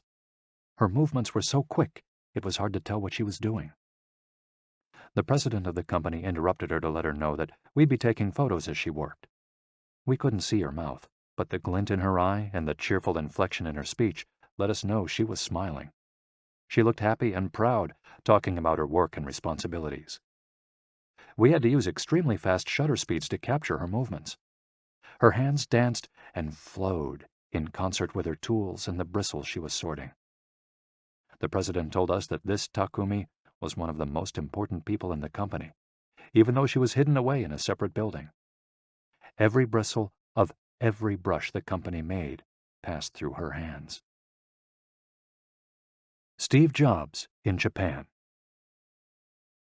Apple co-founder Steve Jobs was a big fan of Japan. Not only did he visit the Sony factories in the 1980s and adopt many of their methods when he founded Apple, he was also captivated by the simplicity and quality of Japanese porcelain in Kyoto. It was not, however, an artisan from Kyoto who won Steve Jobs' devotion, but rather a takumi from Toyama named Yokio Shakunaga, who used a technique called etchu setoyaki, known by only a few. On a visit to Kyoto, Jobs heard of an exhibition of Shakunaga's work. He immediately understood that there was something special about Shakunaga's porcelain. As a matter of fact, he bought several cups, vases, and plates, and went back to the show 3 times that week. Jobs returned to Kyoto several times over the course of his life in search of inspiration, and ended up meeting Shakunaga in person. It is said that Jobs had many questions for him, almost all of them about the fabrication process and the type of porcelain he used. Shakunaga explained that he used white porcelain he extracted himself from mountains in the Toyama prefecture, making him the only artist of his ilk familiar with the fabrication process of porcelain objects from their origins in the mountains to their final form, an authentic Takumi. Jobs was so impressed that he considered going to Toyama to see the mountain where Shakunaga got his porcelain, but thought better of it when he heard that it was more than 4 hours by train from Kyoto. In an interview after Jobs' death, Shakunaga said he was very proud that his work had been appreciated by the man who created the iPhone. He added that Jobs' last purchase from him had been a set of 12 teacups. Jobs had asked for something special, a new style. To satisfy this request, Shakunaga made 150 teacups in the process of testing out new ideas. Of these, he chose the 12 best and sent them to the Jobs family. Ever since his first trip to Japan, Jobs was fascinated and inspired by the country's artisans, engineers, especially at Sony, philosophy, especially Zen, and cuisine, especially sushi. Sophisticated simplicity. What do Japanese artisans, engineers, Zen philosophy, and cuisine have in common? Simplicity and attention to detail. It is not a lazy simplicity, but a sophisticated one that searches out new frontiers, always taking the object, the body and mind, or the cuisine to the next level, according to one's ikigai. As Csikszentmihalyi would say, the key is always having a meaningful challenge to overcome in order to maintain flow. The documentary Jiro Dreams of Sushi gives us another example of a Takumi, this time in the kitchen. Its protagonist has been making sushi every day for more than 80 years and owns a small sushi restaurant near the Ginza subway station in Tokyo. He and his son go every day to the famous Tsukiji fish market and choose the best fish to bring back to the restaurant. In the documentary, we see one of Jiro's apprentices learning to make tamago, a thin, slightly sweet omelet. No matter how hard he tries, he can't get Jiro's approval. He keeps practicing for years until he finally does. Why does the apprentice refuse to give up? Doesn't he get bored cooking eggs every day? No, because making sushi is his ikigai too. Both Jiro and his son are culinary artists. They don't get bored when they cook. They achieve a state of flow. They enjoy themselves completely when they're in the kitchen. That is their happiness, their ikigai. They've learned to take pleasure in their work, to lose their sense of time. Beyond the close relationship between father and son, which helps keep the challenge going each day, they also work in a quiet, peaceful environment that allows them to concentrate. Even after receiving a 3-star rating from Michelin, they never considered opening other locations or expanding the business. They serve just 10 patrons at a time at the bar of their small restaurant. Jiro's family isn't looking to make money. Instead, they value good working conditions and creating an environment in which they can flow while making the best sushi in the world. Jiro, like Yukio Shakunaga, begins his work at the source. He goes to the fish market to find the best tuna. Shakunaga goes to the mountains to find the best porcelain. When they get down to work, both become one with the object they're creating. This unity with the object that they reach in a state of flow takes on special meaning in Japan, where, according to Shintoism, forests, trees, and objects have a kami, spirit or god within them. When someone, whether an artist, an engineer, or a chef, sets out to create something, his or her responsibility is to use nature to give it life, while respecting that nature at every moment. During this process, the artisan becomes one with the object and flows with it. An ironworker would say that metal has a life of its own, just as someone making ceramics would say the clay does. The Japanese are skilled at bringing nature and technology together, not man versus nature, but a union of the two. The purity of Ghibli. There are those who say that the Shinto value of being connected with nature is vanishing. One of the harshest critics of this loss is another artist with a clearly defined ikigai, Hayao Miyazaki, the director of the animated films produced by Studio Ghibli. In nearly all his films, we see humans, technology, fantasy, and nature in a state of conflict, and in the end, coming together. One of the most poignant metaphors in his film, Spirited Away, is an obese spirit covered in trash that represents pollution of the rivers. In Miyazaki's films, forests have personalities, trees have feelings, and robots befriend birds. Considered a national treasure by the Japanese government, Miyazaki is an artist capable of becoming completely absorbed in his art. He uses a cell phone from the late 1990s, and he makes his entire team draw by hand. He directs his films by rendering on paper even the tiniest detail, achieving flow by drawing, not by using a computer. Thanks to this obsession on the director's part, Studio Ghibli is one of the only studios in the world where almost the entire production process is carried out using traditional techniques.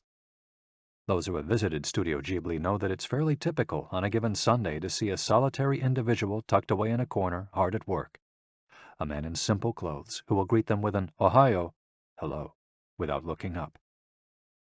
Miyazaki is so passionate about his work that he spends many Sundays in the studio, enjoying the state of flow, putting his ikigai above all else. Visitors know that under no circumstances is one to bother Miyazaki, who is known for his quick temper, especially if he is interrupted while drawing. In 2013, Miyazaki announced he was going to retire.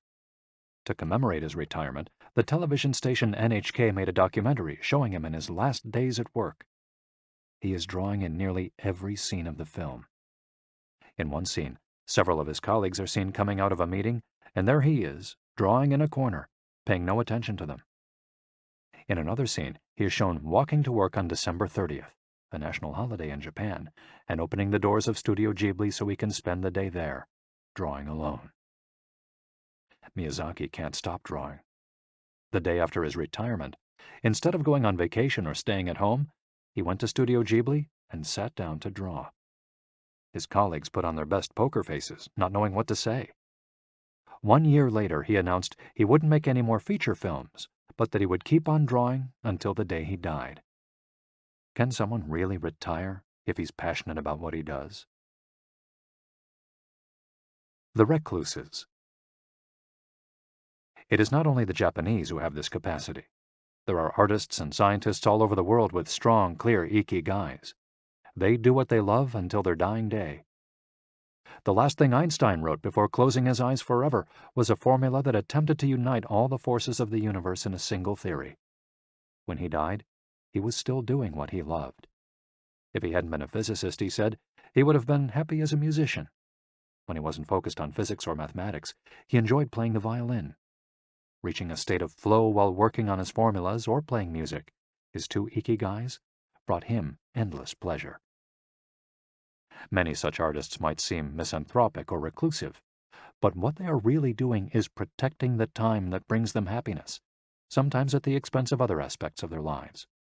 They are outliers who apply the principles of flow to their lives to an extreme. Another example of this kind of artist is the novelist Haruki Murakami. He sees only a close circle of friends and appears in public in Japan only once every few years. Artists know how important it is to protect their space, control their environment, and be free from distractions if they want to flow with their ikigai. Microflow. Enjoying mundane tasks. But what happens when we have to, say, do the laundry, mow the lawn, or attend to paperwork?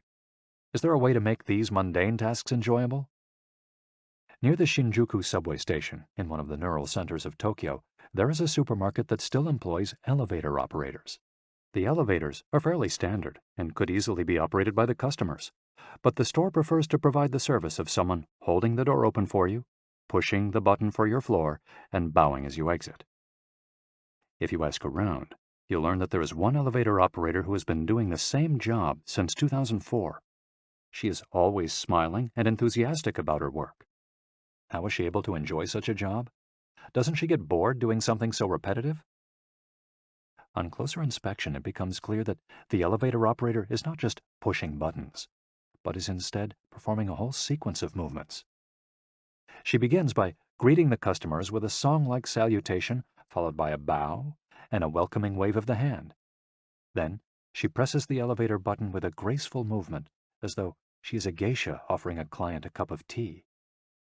Csikszentmihalyi calls this microflow. We've all been bored in a class or at a conference and started doodling to keep ourselves entertained, or whistled while painting a wall. If we're not truly being challenged, we get bored and add a layer of complexity to amuse ourselves. Our ability to turn routine tasks into moments of microflow, into something we enjoy, is key to our being happy, since we all have to do such tasks. Even Bill Gates washes the dishes every night. He says he enjoys it, that it helps him relax and clear his mind, and that he tries to do it a little better each day, following an established order or set of rules he's made for himself. Plates first, forks second, and so on. It's one of his daily moments of microflow.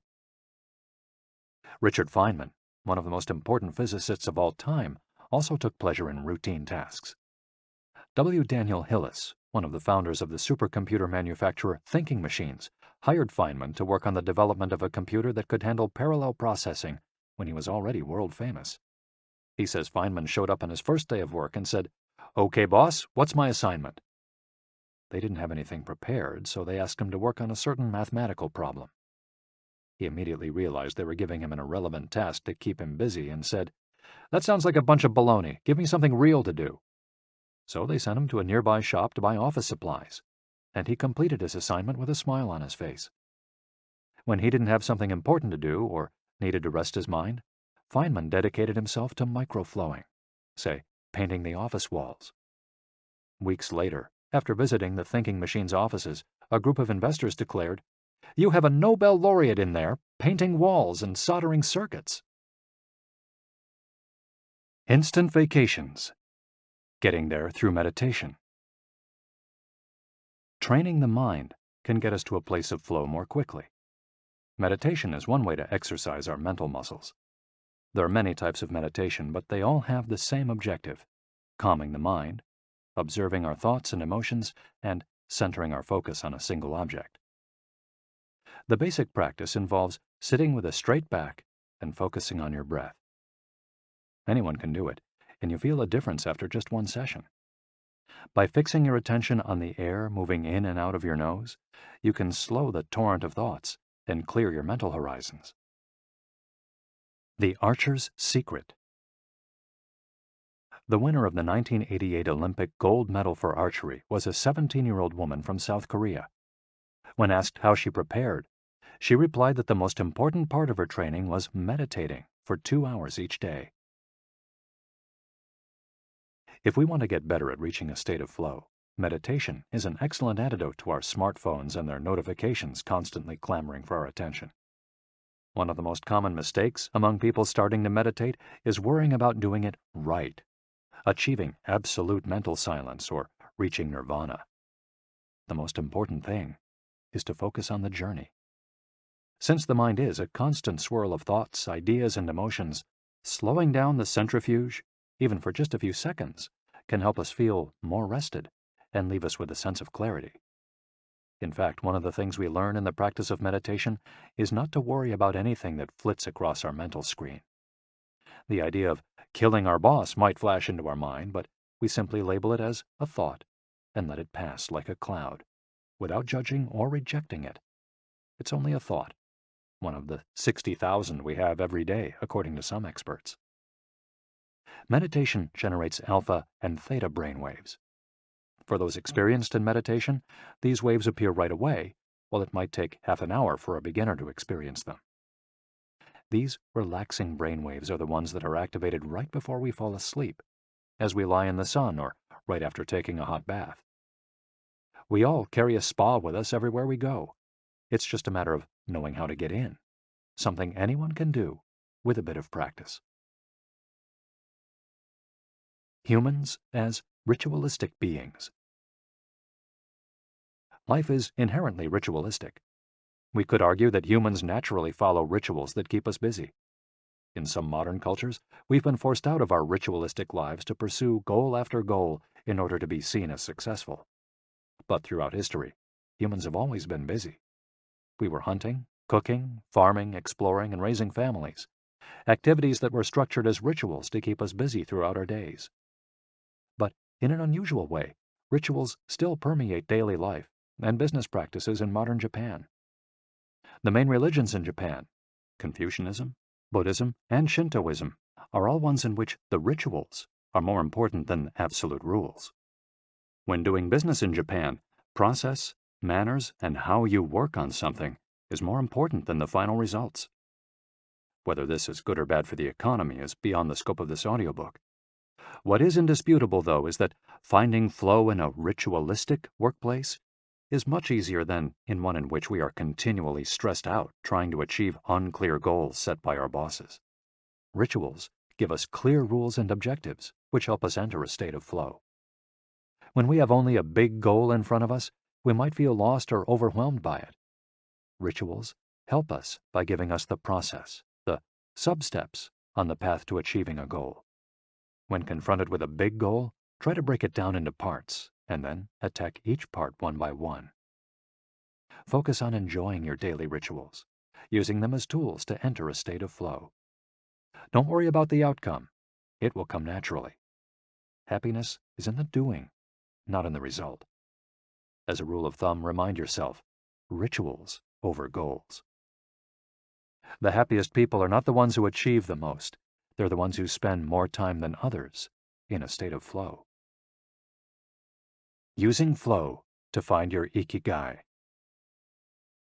After hearing this chapter, you should have a better idea of which activities in your life make you enter flow.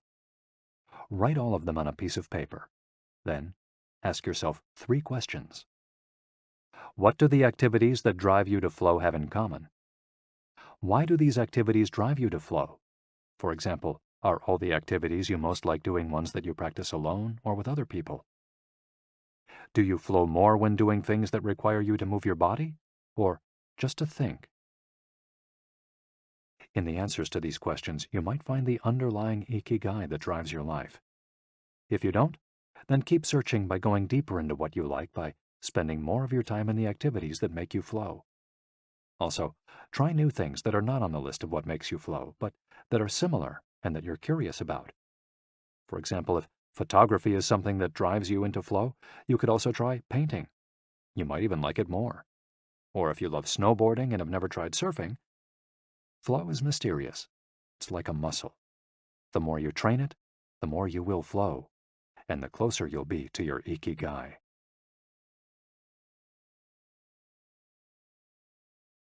Chapter 5. Masters of Longevity. Words of wisdom from the longest living people in the world. When we started working on this audiobook, we didn't want to just research the factors that contribute to a long and happy life. We wanted to hear from the true masters of this art. The interviews we conducted in Okinawa merit their own chapter, but in the section that precedes it, we've provided an overview of the life philosophies of a few international champions of longevity. We're talking about supercentenarians, people who live to 110 years of age or more. The term was coined in 1970 by Norris McWhirter, editor of the Guinness Book of World Records. Its use became more widespread in the 1990s after it appeared in William Strauss and Neil Howe's Generations. Today, there are an estimated 300 to 450 supercentenarians in the world, although the age of only around 75 of them has been confirmed. They aren't superheroes, but we could see them as such for having spent far more time on this planet than the average life expectancy would predict. Given the rise in life expectancy around the world, the number of supercentenarians might also increase. A healthy and purposeful life could help us join their ranks. Let's take a look at what a few of them have to say. Misao Okawa, 117. Eat and sleep, and you'll live a long time. You have to learn to relax. According to the Gerontology Research Group, until April 2015, the oldest living person in the world was Misao Okawa, who passed away in a care facility in Osaka, Japan after living for 117 years, 27 days. The daughter of a textile merchant, she was born in 1898, when Spain lost its colonies in Cuba and the Philippines, and the United States annexed Hawaii and launched Pepsi-Cola. Until she was 110, this woman, who lived in 3 different centuries, cared for herself unassisted. When specialists asked about her self-care routine, Misao answered simply, eating sushi and sleeping, to which we should add, having a tremendous thirst for life. When they inquired about her secret for longevity, she answered with a smile, I ask myself the same thing. Proof that Japan continues to be a factory of long life. In July of the same year, Sakari Momoi passed away at 112 years and 150 days old. At the time, he was the oldest man in the world, though he was younger than 57 women. Maria Capovilla, 116. I've never eaten meat in my life. Born in Ecuador in 1889, Maria Capovilla was recognized by Guinness as the world's oldest person. She died of pneumonia in 2006 at 116 years and 347 days old, leaving behind 3 children, 12 grandchildren, and 20 great and great-great-grandchildren.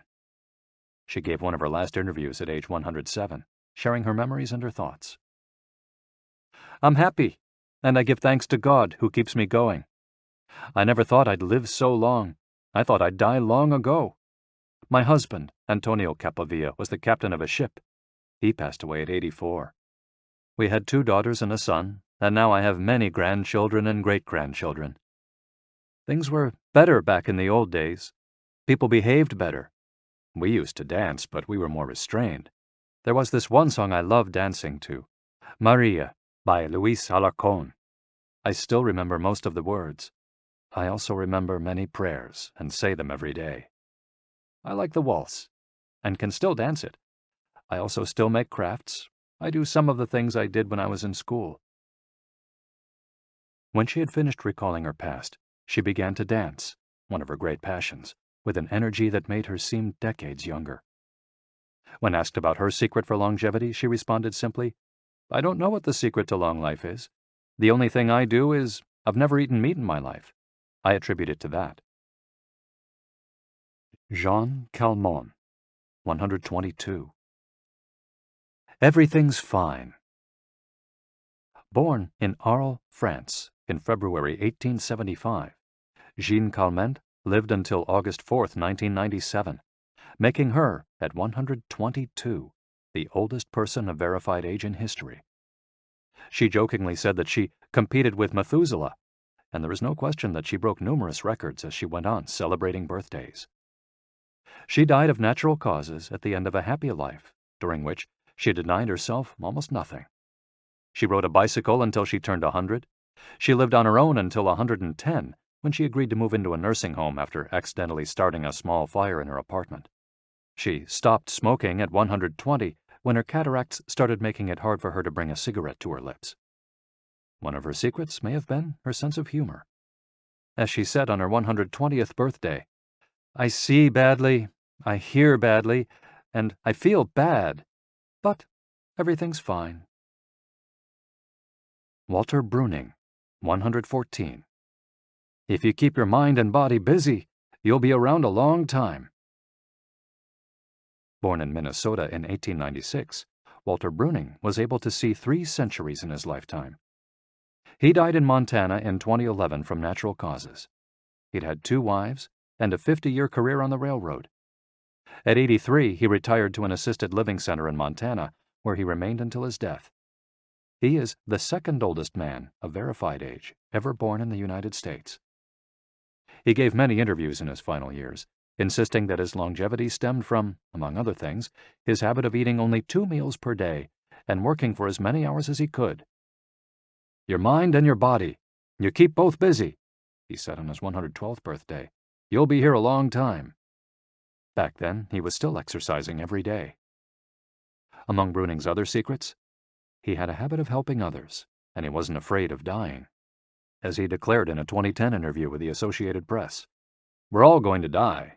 Some people are scared of dying. Never be afraid to die, because you're born to die. Before passing away in 2011, he is said to have told a pastor that he'd made a deal with God. If he wasn't going to get better, it was time to go. Alexander Emich, 111. I just haven't died yet.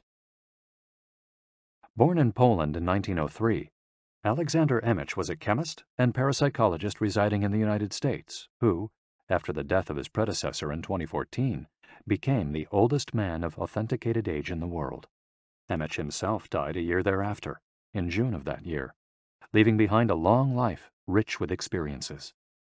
Emmett attributed his longevity to, among other things, never drinking alcohol. "It's not as though I'd won the Nobel Prize," he said upon being declared the world's oldest man. "I never thought I'd get to be so old." When asked about his secret to living so long, his answer was, "I don't know. I just haven't died yet." Ikigai artists. The secret to long life, however, is not held by supercentenarians alone. There are many people of advanced age who, though they haven't made it into Guinness World Records, offer us inspiration and ideas for bringing energy and meaning to our lives. Artists, for example, who carry the torch of their ikigai instead of retiring, have this power. Art, in all its forms, is an ikigai that can bring happiness and purpose to our days. Enjoying or creating beauty is free, and something all human beings have access to. Hokusai, the Japanese artist who made woodblock prints in the ukiyo-e style and lived for 88 years, from the mid-18th to the mid-19th century, added this postscript to the first edition of his 100 Views of Mount Fuji. "All that I have produced before the age of 70 is not worth being counted. It is at the age of 73 that I have somewhat begun to understand the structure of true nature, of animals and grasses, and trees and birds, and fishes and insects. Consequently, at 80 years of age, I shall have made still more progress. At 90, I hope to have penetrated into the mystery of things. At 100 years of age, I should have reached decidedly a marvelous degree. And when I shall be 110, all that I do, every point and every line, shall be instinct with life." Following is our collection of some of the most inspirational words from artists interviewed by Camille Sweeney for the New York Times. Of those still living, none have retired, and all still enjoy their passion, which they plan to pursue until their final breath, demonstrating that when you have a clear purpose, no one can stop you. The actor Christopher Plummer, still working at 86, reveals a dark desire shared by many who love the profession. "We want to drop dead on stage.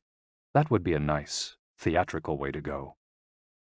Osamu Tezuka, the father of modern Japanese manga, shared this feeling. Before he died in 1989, his last words as he drew one final cartoon were, "Please, just let me work." The 86-year-old filmmaker Frederick Wiseman declared on a stroll through Paris that he likes to work, which is why he does it with such intensity. "Everybody complains about their aches and pains and all that, but my friends are either dead or are still working," he said. Carmen Herrera, a painter who just entered her 100th year, sold her first canvas at 89. Today, her work is in the permanent collections of the Tate Modern and the Museum of Modern Art. When asked how she viewed her future, she responded, "I am always waiting to finish the next thing. Absurd, I know. I go day by day." Never stop learning. You may grow old and trembling in your anatomies. You may lie awake at night listening to the disorder of your veins. You may miss your only love.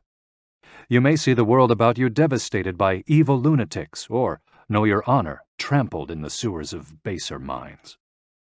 There is only one thing for it then: to learn. Learn why the world wags and what wags it. That is the only thing which the mind can never exhaust, never alienate, never be tortured by, never fear or distrust, and never dream of regretting.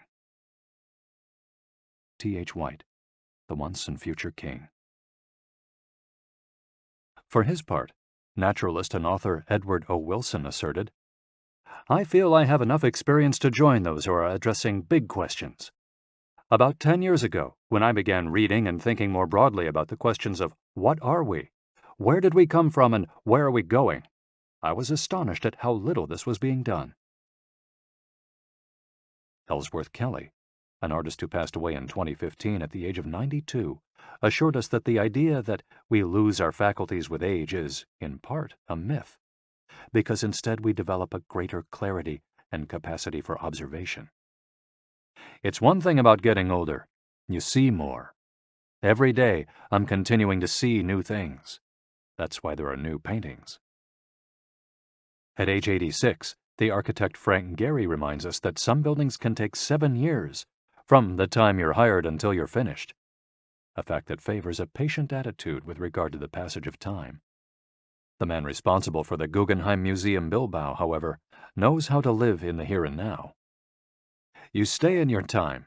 You don't go backward. I think if you relate to the time you're in, you keep your eyes and ears open, read the paper, see what's going on, stay curious about everything, you will automatically be in your time. Longevity in Japan. Because of its robust civil registry, many of those verified as having lived the longest are found in the United States. However, there are many centenarians living in remote villages in other countries. A peaceful life in the countryside seems pretty common among people who have watched a century pass. Without question, the international superstar of longevity is Japan, which has the highest life expectancy of any country in the world. In addition to a healthy diet, which we will explore in detail, and an integrated healthcare system in which people go to the doctor for regular checkups to prevent disease, longevity in Japan is closely tied to its culture, as we'll see later on. The sense of community and the fact that Japanese people make an effort to stay active until the very end are key elements of their secret to long life. If you want to stay busy even when there's no need to work, there has to be an ikigai on your horizon, a purpose that guides you throughout your life and pushes you to make things of beauty and utility for the community and yourself. Chapter 6. Lessons from Japan's Centenarians. Traditions and Proverbs for Happiness and Longevity. To get to Ogimi, we had to fly nearly 3 hours from Tokyo to Naha, the capital of Okinawa. Several months earlier, we'd contacted the town council of a place known as the Village of Longevity to explain the purpose of our trip and our intention to interview the oldest members of the community. After numerous conversations, we finally got the help we were looking for and were able to rent a house just outside the town. 1 year after starting this project, we found ourselves on the doorstep of some of the longest living people in the world. We realized right away that time seems to have stopped there, as though the entire town were living in an endless here and now. Arriving in Ogimi.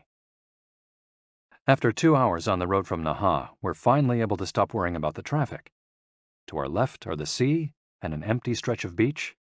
To our right, the mountainous jungle of Okinawa's Yanbaru forests. Once Route 58 passes Nago, where Orion beer, the pride of Okinawa, is made, it skirts the coast until it reaches Ogimi. Every now and then a few little houses and stores crop up in the narrow stretch of land between the road and the base of the mountain. We pass small clusters of houses scattered here and there as we enter the municipality of Ogimi, but the town doesn't really seem to have a center. Our GPS finally guides us to our destination, the Center for the Support and Promotion of Well-Being, housed in an unattractive cinder block building right off the highway.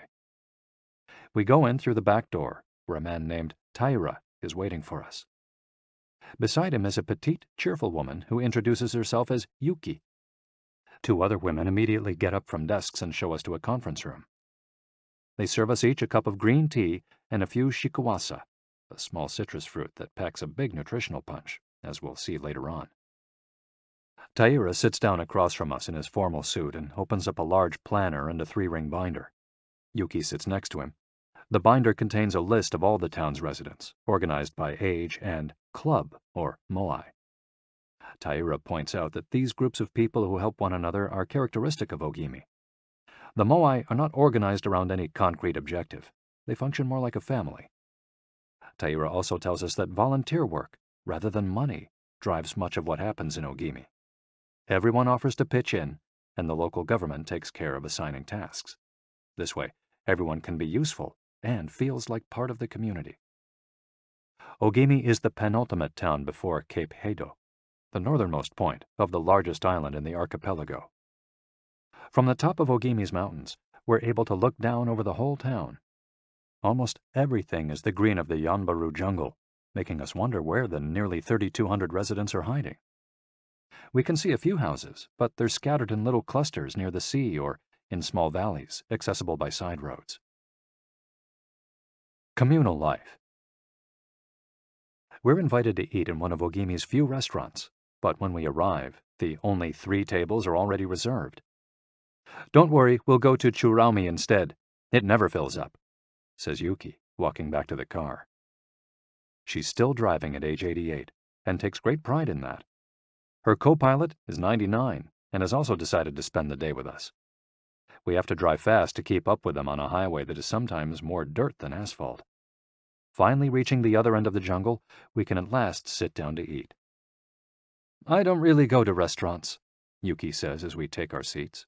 "Almost everything I eat comes from my vegetable garden, and I buy my fish from Tanaka, who's been my friend forever." The restaurant is right by the sea and seems like something from the planet Tatooine from Star Wars.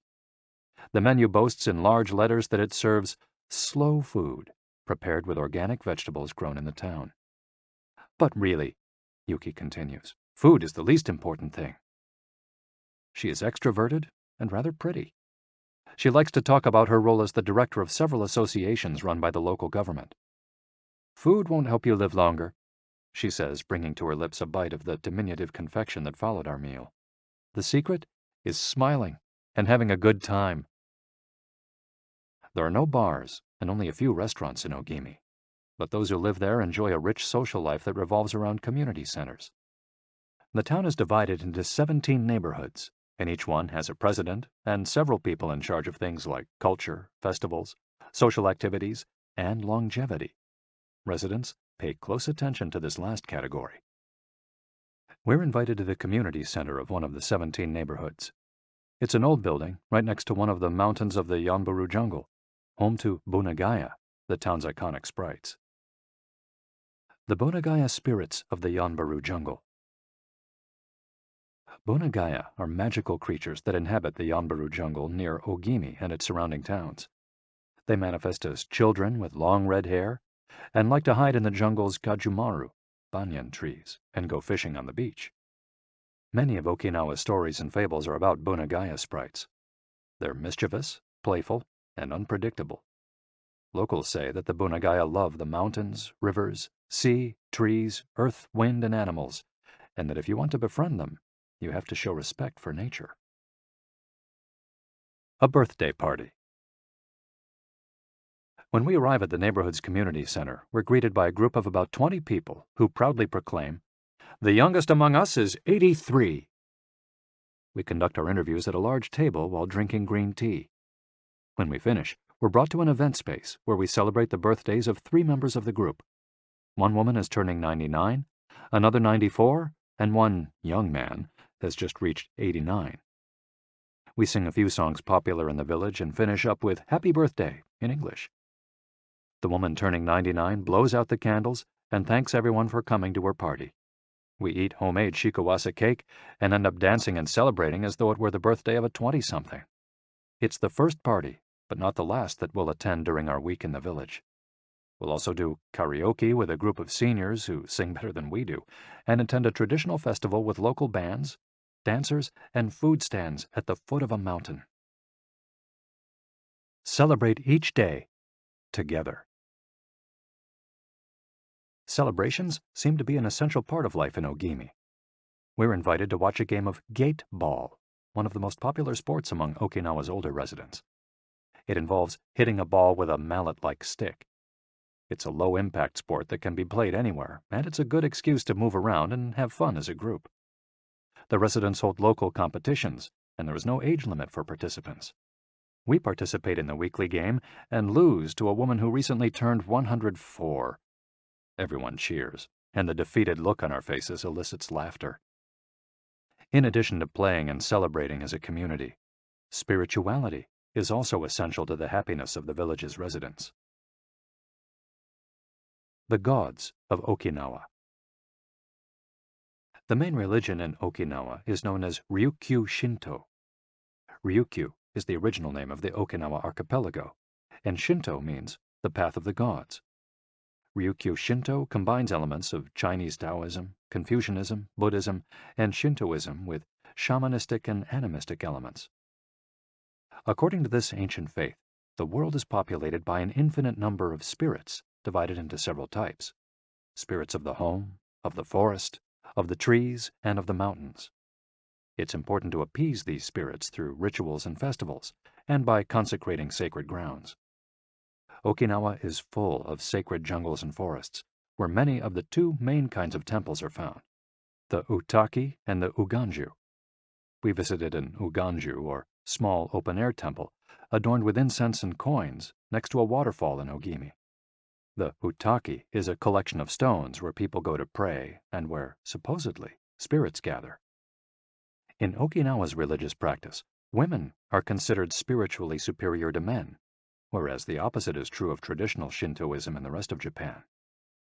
Yuta are women chosen as mediums by their communities to make contact with the spirit realm through traditional rites. Ancestor worship is another important feature of spiritual practice in Okinawa, and in Japan in general.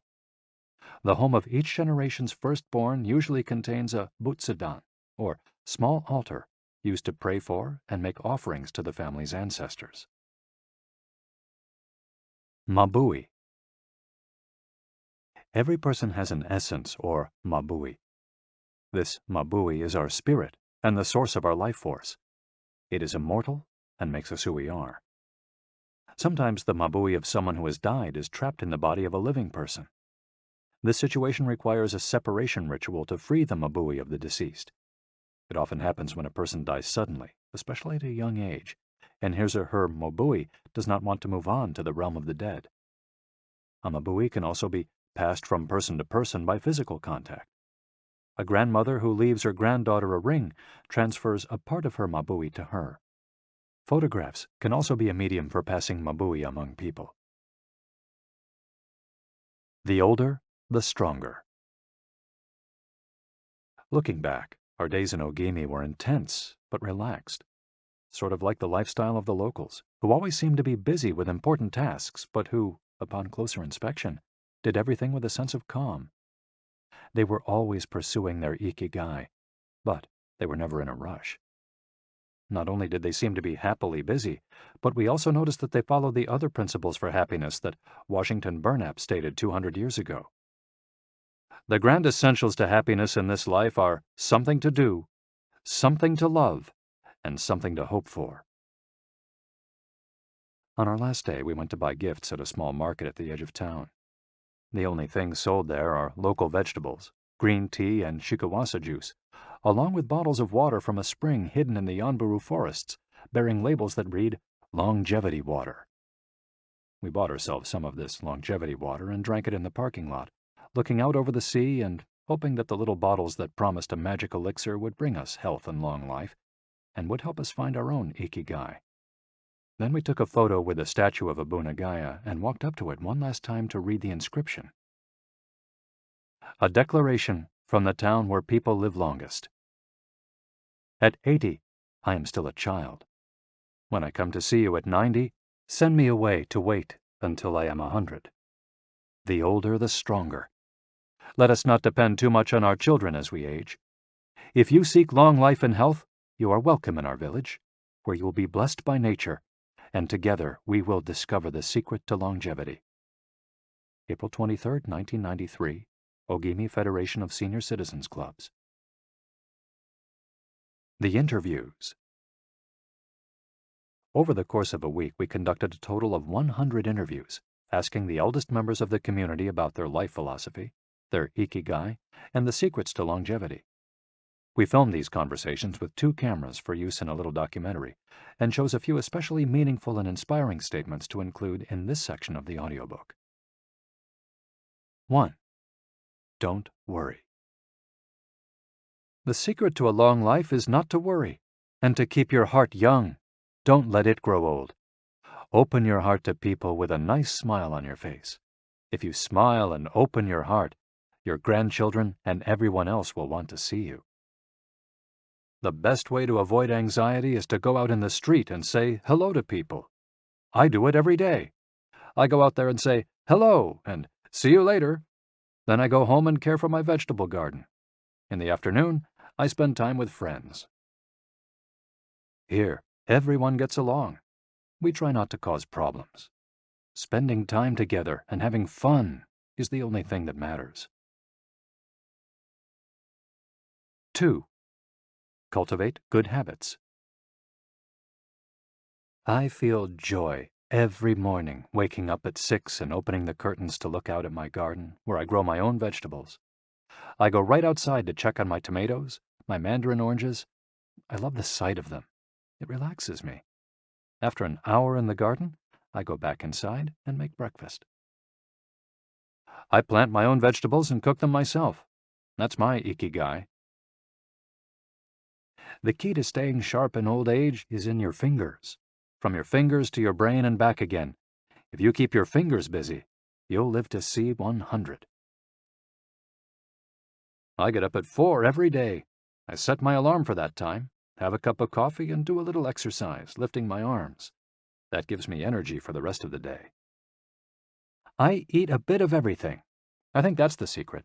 I like variety in what I eat. I think it tastes better. Working. If you don't work, your body breaks down. When I wake up, I go to the butsudan and light incense. You have to keep your ancestors in mind. It's the first thing I do every morning. I wake up every day at the same time, early, and spend the morning in my vegetable garden. I go dancing with my friends once a week. I do exercise every day, and every morning I go for a little walk. I never forget to do my taiso exercises when I get up. Eating vegetables, it helps you live longer. To live a long time, you need to do 3 things. Exercise to stay healthy, eat well, and spend time with people. 3. Nurture your friendships every day. Getting together with my friends is my most important ikigai. We all get together here and talk. It's very important. I always know I'll see them all here tomorrow, and that's one of my favorite things in life. My main hobby is getting together with friends and neighbors. Talking each day with the people you love, that's the secret to a long life. I say hello and see you later to the children on their way to school and wave at everyone who goes by me in their car. Drive safely, I say. Between 7:20 a.m. and 8:15 a.m., I'm outside on my feet the whole time, saying hello to people. Once everyone's gone, I go back inside. Chatting and drinking tea with my neighbors, that's the best thing in life. And singing together. I wake up at 5 every morning, leave the house, and walk to the sea. Then I go to a friend's house and we have tea together. That's the secret to a long life, getting together with people and going from place to place. 4. Live an unhurried life. My secret to a long life is always saying to myself, slow down and relax. You live much longer if you're not in a hurry. I make things with wicker. That's my ikigai. The first thing I do when I wake up is pray. Then I do my exercises and eat breakfast. At 7, I calmly start working on my wicker. When I get tired at 5, I go visit my friends. Doing many different things every day. Always staying busy but doing one thing at a time without getting overwhelmed. The secret to long life is going to bed early, waking up early, and going for a walk. Living peacefully and enjoying the little things. Getting along with your friends. Spring, summer, fall, winter. Enjoying each season happily.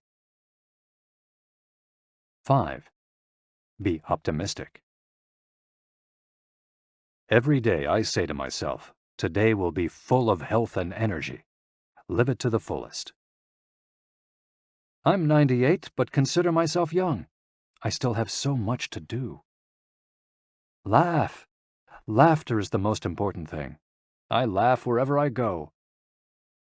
I'm going to live to be 100. Of course I am. It's a huge motivation for me. Dancing and singing with your grandchildren is the best thing in life. I feel very fortunate to have been born here. I give thanks for it every day. The most important thing in Ogimi, in life, is to keep smiling. I do volunteer work to give back to the village a bit of what it has given to me. For example, I use my car to help friends get to the hospital. There's no secret to it. The trick is just to live. Keys to the Ogimi lifestyle. 100% of the people we interviewed keep a vegetable garden, and most of them also have fields of tea, mangoes, shikawasa, and so on. All belong to some form of neighborhood association where they feel cared for as though by family. They celebrate all the time, even little things. Music, song, and dance are essential parts of daily life. They have an important purpose in life, or several. They have an ikigai, but they don't take it too seriously. They're relaxed and enjoy all that they do. They are very proud of their traditions and local culture. They are passionate about everything they do, however insignificant it might seem. Locals have a strong sense of yui ma'aru, recognizing the connection between people. They help each other with everything from work in the fields, harvesting sugarcane or planting rice, to building houses and municipal projects. Our friend Miyagi, who ate dinner with us on our last night in town, told us that he was building a new home with the help of all his friends, and that we could stay there the next time we were in Ogimi. They are always busy, but they occupy themselves with tasks that allow them to relax. We didn't see a single old grandpa sitting on a bench doing nothing. They're always coming and going, to sing karaoke, visit with neighbors, or play a game of gateball. Chapter 7. The Ikigai Diet. What the world's longest living people eat and drink. According to the World Health Organization, Japan has the highest life expectancy in the world, 85 years for men and 87.3 years for women. Moreover, it has the highest ratio of centenarians in the world, more than 520 for every million people, as of September 2016. While life expectancy in Japan is high overall, Okinawa exceeds the national average. Okinawa is one of the areas in Japan that were most affected by World War II. As a result not only of conflicts on the battlefield, but also of hunger and a lack of resources once the war ended, the average life expectancy was not very high during the 1940s and 1950s. As Okinawans recovered from the destruction, however, they came to be some of the country's longest living citizens. What secrets to long life do the Japanese hold? What is it about Okinawa that makes it the best of the best in terms of life expectancy? Experts point out that, for one thing, Okinawa is the only province in Japan without trains. Its residents have to walk or cycle when not driving. It's also the only province that has managed to follow the Japanese government's recommendation of eating less than 10 grams of salt per day. Okinawa's Miracle Diet. The mortality rate from cardiovascular disease in Okinawa is the lowest in Japan, and diet almost certainly has a lot to do with this. It's no coincidence that the Okinawa diet is so often discussed around the world at panels on nutrition. The most concrete and widely cited data on diet in Okinawa came from studies by Makoto Suzuki, a cardiologist at the University of Ryukyus, who has published more than 700 scientific articles on nutrition and aging in Okinawa since 1970. Bradley J. Wilcox and D. Craig Wilcox joined Makoto Suzuki's research team and published a book considered the Bible on the subject, The Okinawa Program. They reached the following conclusions. Locals eat a wide variety of foods, especially vegetables. Variety seems to be key. A study of Okinawa's centenarians showed that they ate 206 different foods, including spices, on a regular basis. They ate an average of 18 different foods each day, a striking contrast to the nutritional poverty of our fast food culture. They eat at least 5 servings of fruits and vegetables every day. At least 7 types of fruits and vegetables are consumed by Okinawans on a daily basis. The easiest way to check if there's enough variety on your table is to make sure you're eating the rainbow. A table featuring red peppers, carrots, spinach, cauliflower, and eggplant, for example, offers great color and variety. Vegetables, potatoes, legumes, and soy products, such as tofu, are the staples of an Okinawan's diet. More than 30% of their daily calories come from vegetables. Grains are the foundation of their diet. Japanese people eat white rice every day, sometimes adding noodles, Rice is the primary food in Okinawa as well. They rarely eat sugar. And if they do, it's cane sugar. We drove through several sugarcane fields every morning on our way to Ogimi, and even drank a glass of cane juice at Nakijin Castle. Beside the stall selling the juice was a sign describing the anti-carcinogenic benefits of sugarcane. In addition to these basic dietary principles, Okinawans eat fish an average of 3 times per week. Unlike in other parts of Japan, the most frequently consumed meat is pork, though locals eat it only once or twice per week. Along these lines, Makoto Suzuki's studies indicate the following. Okinawans consume, in general, 1/3 as much sugar as the rest of Japan's population, which means that sweets and chocolate are much less a part of their diet. They also eat practically half as much salt as the rest of Japan, 7 grams per day compared to an average of 12.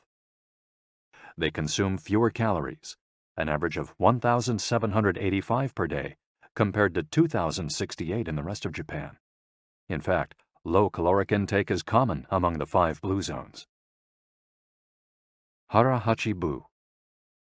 This brings us back to the 80% rule we mentioned in the first chapter, a concept known in Japanese as hara-hachi-bu.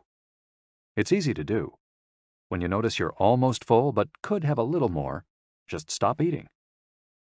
One easy way to start applying the concept of hara-hachi-bu is to skip dessert, or to reduce portion size. The idea is to still be a little bit hungry when you finish. This is why portion size tends to be much smaller in Japan than in the West. Food isn't served as appetizers, main courses, and dessert.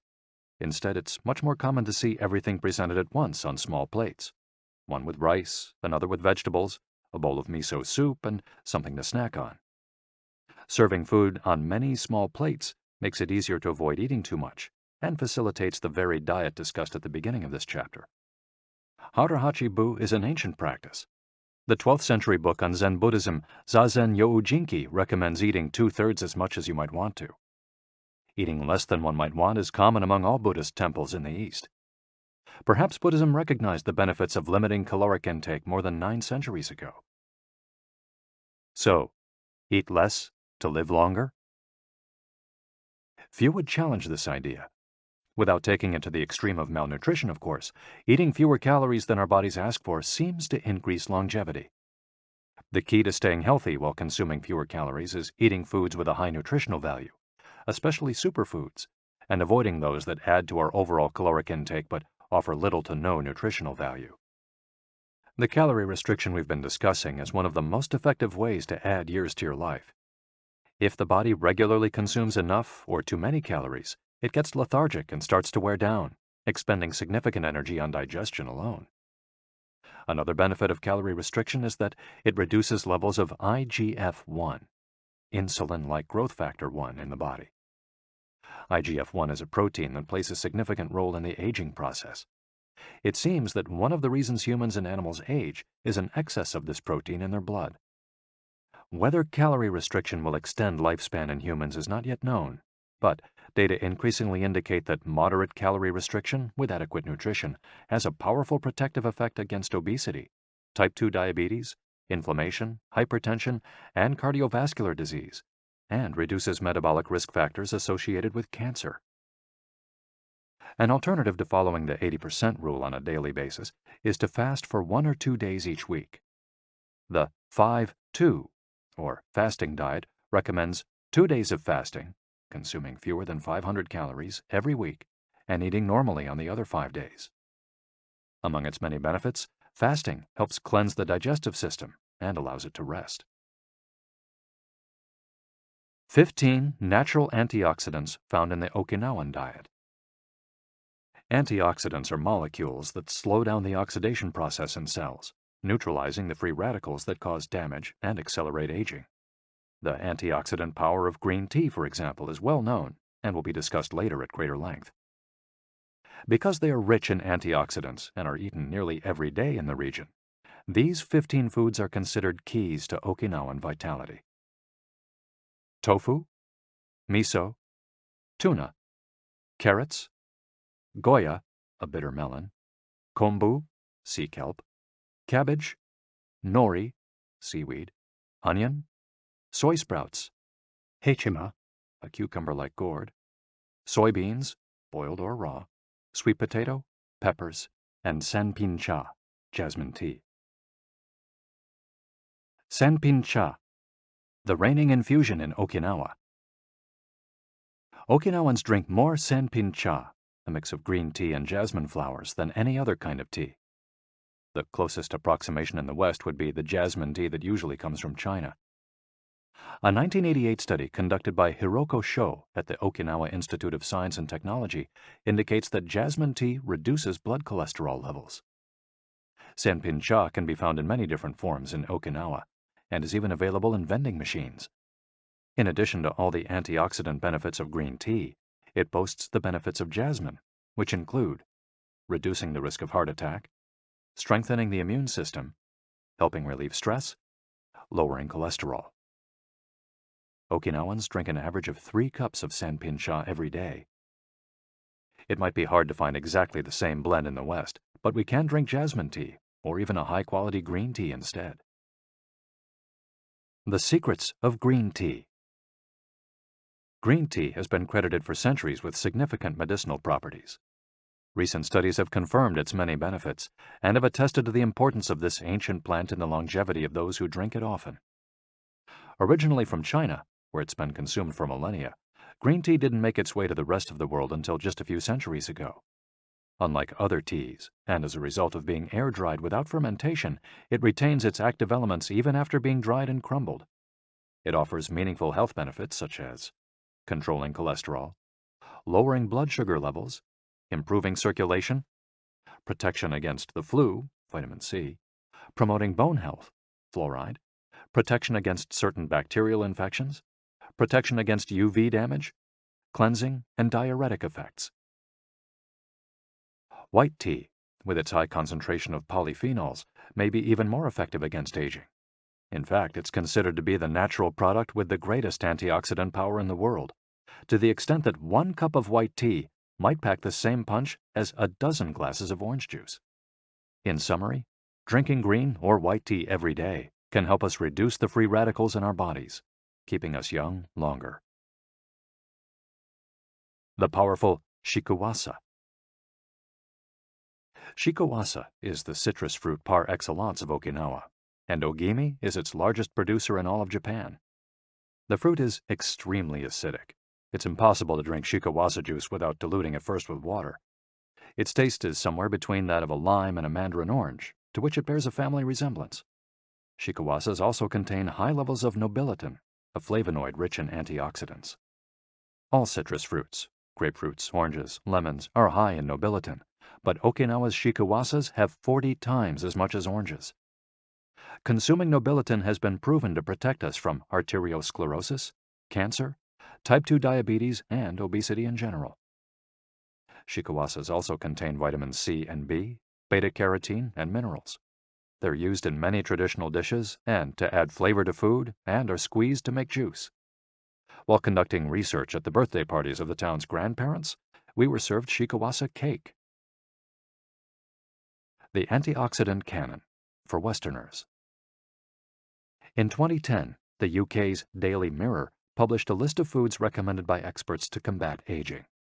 Among these foods readily available in the West are vegetables, such as broccoli and chard, for their high concentration of water, minerals, and fiber.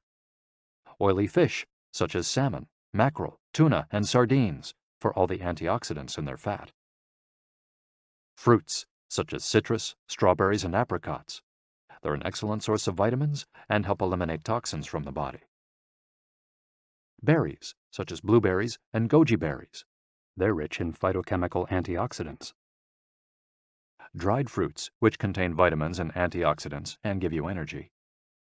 Grains, such as oats and wheat, which give you energy and contain minerals. Olive oil, for its antioxidant effects that show in your skin. Red wine, in moderation, for its antioxidant and vasodilatory properties. Foods that should be eliminated are refined sugar and grains, processed baked goods, and prepared foods, along with cow's milk and all its derivatives. Following this diet will help you feel younger and slow the process of premature aging. Chapter 8. Gentle Movements, Longer Life. Exercises from the East that promote health and longevity. Studies from the Blue Zone suggest that the people who live the longest are not the ones who do the most exercise, but rather the ones who move the most. When we visited Ogimi, the village of longevity, we discovered that even people over 80 and 90 years old are still highly active. They don't stay at home looking out the window or reading the newspaper. Ogimi's residents walk a lot, do karaoke with their neighbors, get up early in the morning, and as soon as they've had breakfast, or even before, head outside to weed their gardens. They don't go to the gym or exercise intensely, but they almost never stop moving in the course of their daily routines. As easy as getting out of your chair. Metabolism slows down 90% after 30 minutes of sitting. The enzymes that move the bad fat from your arteries to your muscles, where it can get burned off, slow down. And after 2 hours, good cholesterol drops 20%. Just getting up for 5 minutes is going to get things going again. These things are so simple they're almost stupid, says Gavin Bradley in a 2015 interview with Bridget Schulte for The Washington Post. Bradley is one of the preeminent experts on the subject, and the director of an international organization dedicated to building awareness of how detrimental sitting all the time can be to our health. If we live in a city, we might find it hard to move in natural and healthy ways every day, but we can turn to exercises that have proven for centuries to be good for the body. The Eastern disciplines for bringing body, mind, and soul into balance have become quite popular in the West, but in their countries of origin, they've been used for ages to promote health. Yoga, originally from India, though very popular in Japan, and China's Qigong and Tai Chi, among other disciplines, seek to create harmony between a person's body and mind so they can face the world with strength, joy, and serenity. They're touted as elixirs of youth, and science has endorsed the claim. These gentle exercises offer extraordinary health benefits and are particularly appropriate for older individuals who have a harder time staying fit. Tai Chi has been shown, among other things, to slow the development of osteoporosis and Parkinson's disease, to increase circulation, and to improve muscle tone and flexibility. Its emotional benefits are just as important. It's a great shield against stress and depression. You don't need to go to the gym for an hour every day or run marathons. As Japanese centenarians show us, all you need is to add movement to your day. Practicing any of these Eastern disciplines on a regular basis is a great way to do so. An added benefit is that they all have well-defined steps, and as we heard in Chapter 4, disciplines with clear rules are good for flow. If you don't like any of these disciplines, feel free to choose a practice that you love and that makes you move. Following, we'll take a look at some of the practices that promote health and longevity. But first, a little appetizer, a singularly Japanese exercise for starting your day. Radio Taiso. This morning warm-up has been around since before World War II. The radio part of its name is from when the instructions for each exercise were transmitted over the radio, but today people usually do these movements while tuned to a television channel or internet video demonstrating the steps. One of the main purposes of doing radio Taiso is to promote a spirit of unity among participants. The exercises are always done in groups, usually in schools before the start of classes, and in businesses before the workday begins. Statistics show that 30% of Japanese practice radio Taiso for a few minutes every morning. But radio Taiso is one thing that almost everyone we interviewed in Ogimi had in common. Even the residents of the nursing home we visited dedicated at least 5 minutes every day to doing it, though some did the exercises from their wheelchairs. We joined them on their daily practice, and we felt refreshed for the rest of the day. When these exercises are done in a group, it's usually on a sports field or in a large reception hall, and typically involves some kind of loudspeaker. The exercises take 5 or 10 minutes, depending on whether you do all or only some of them. They focus on dynamic stretching and increasing joint mobility.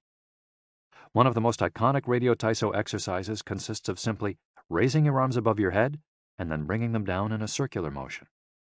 It's a tool to wake up the body, an easy mobility workout that is low in intensity and that focuses on exercising as many joints as possible. It might seem basic, but in our modern lives, we can spend days without raising our arms above our ears. Think about it.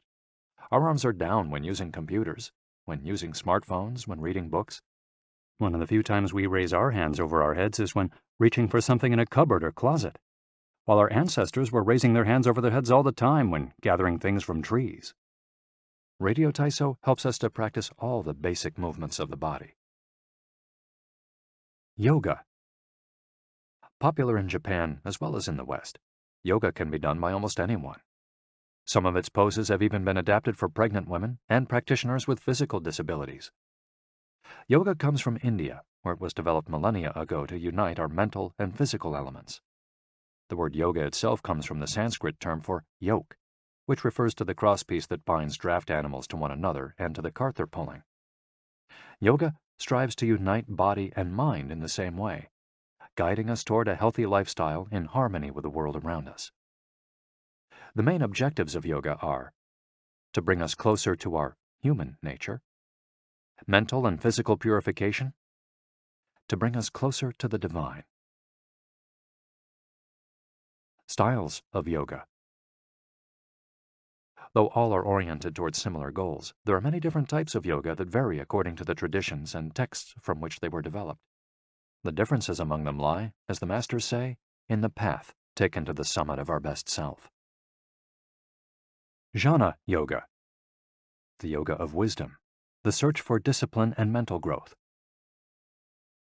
Karma Yoga focuses on action, on tasks and duties that benefit oneself and one's community. Bhakti Yoga, the yoga of devotion and surrender to the divine.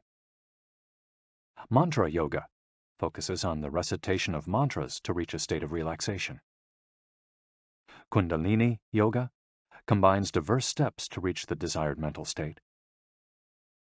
Raja Yoga, also known as the royal path, encompasses a range of steps geared toward achieving communion with oneself and others. Hatha Yoga, the most widespread form in the West and Japan, characterized by asanas, or poses, combined in a quest for balance. How to do a sun salutation. The sun salutation is one of the most iconic exercises in Hatha Yoga. To do it, you simply have to follow these 12 basic movements. 1. With your feet together, stand up straight, but keep your muscles relaxed. Exhale. 2. Place the palms of your hands together in front of your chest. From this position, inhale as you raise your arms above your head and bend backwards slightly. 3. Exhale as you bend forward until you touch the ground with the palms of your hands, without bending your knees. 4. Stretch one leg back to touch the floor with the tips of your toes. Inhale. 5. Bring the other leg back, keeping your legs and arms straight as you hold your breath. 6. As you exhale, bend your arms and bring your chest to the ground, and then forward, resting your knees on the ground. 7. Straighten your arms and bend your spine back, keeping the lower half of your body on the ground. Inhale. 8. With your hands and feet on the ground, lift your hips until your arms and legs are straight and your body forms an upside-down V. Exhale throughout the movement. 9. Bring forward the same leg you'd stretched back earlier and bend it so that your knee and foot are aligned under your head and between your hands. Inhale. 10. Exhale as you bring your back foot forward and straighten your legs, keeping your hands on the ground as in posture 3. 11. Bring your arms above your head with your palms together and bend backwards slightly as you did in posture 2 while you inhale. 12. Lower your arms to their initial position in mountain pose while you exhale. You've just greeted the sun. Now you're ready to have a fantastic day. Tai Chi. Also known as Tai Chi Chuan, Tai Chi is a Chinese martial art that can be traced back hundreds of years to Buddhism and Confucianism. It's very popular in Japan, too. According to Chinese tradition, it was created by the Taoist master and martial arts practitioner Zhang Sanfeng, though it was Yang Luchan who in the 19th century brought the form to the rest of the world. Tai Chi was originally a neijia, or internal martial art, meaning its goal was personal growth.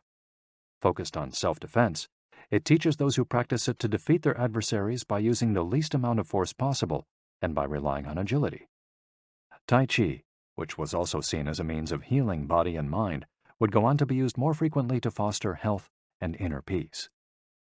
To encourage its citizens to be more active, the Chinese government promoted it as an exercise, and it lost its original connection to martial arts, becoming instead a source of health and well-being, accessible to all. Styles of Tai Chi. There are different schools and styles of Tai Chi. The following are the best known. Chen style alternates between slow movements and explosive ones. Yang style, the most widespread of the forms, characterized by slow, fluid movements. Wu style utilizes small, slow, deliberate movements. Hao style, centered on internal movements, with almost microscopic external movements, one of the least practiced forms of Tai Chi, even in China. Despite their differences, these styles all have the same objectives. 1. To control movement through stillness. 2. To overcome force through finesse. 3. To move second and arrive first. 4. To know yourself and your opponent. The 10 basic principles of Tai Chi. According to the master Yang Chong Fu, the correct practice of Tai Chi follows 10 basic principles. 1.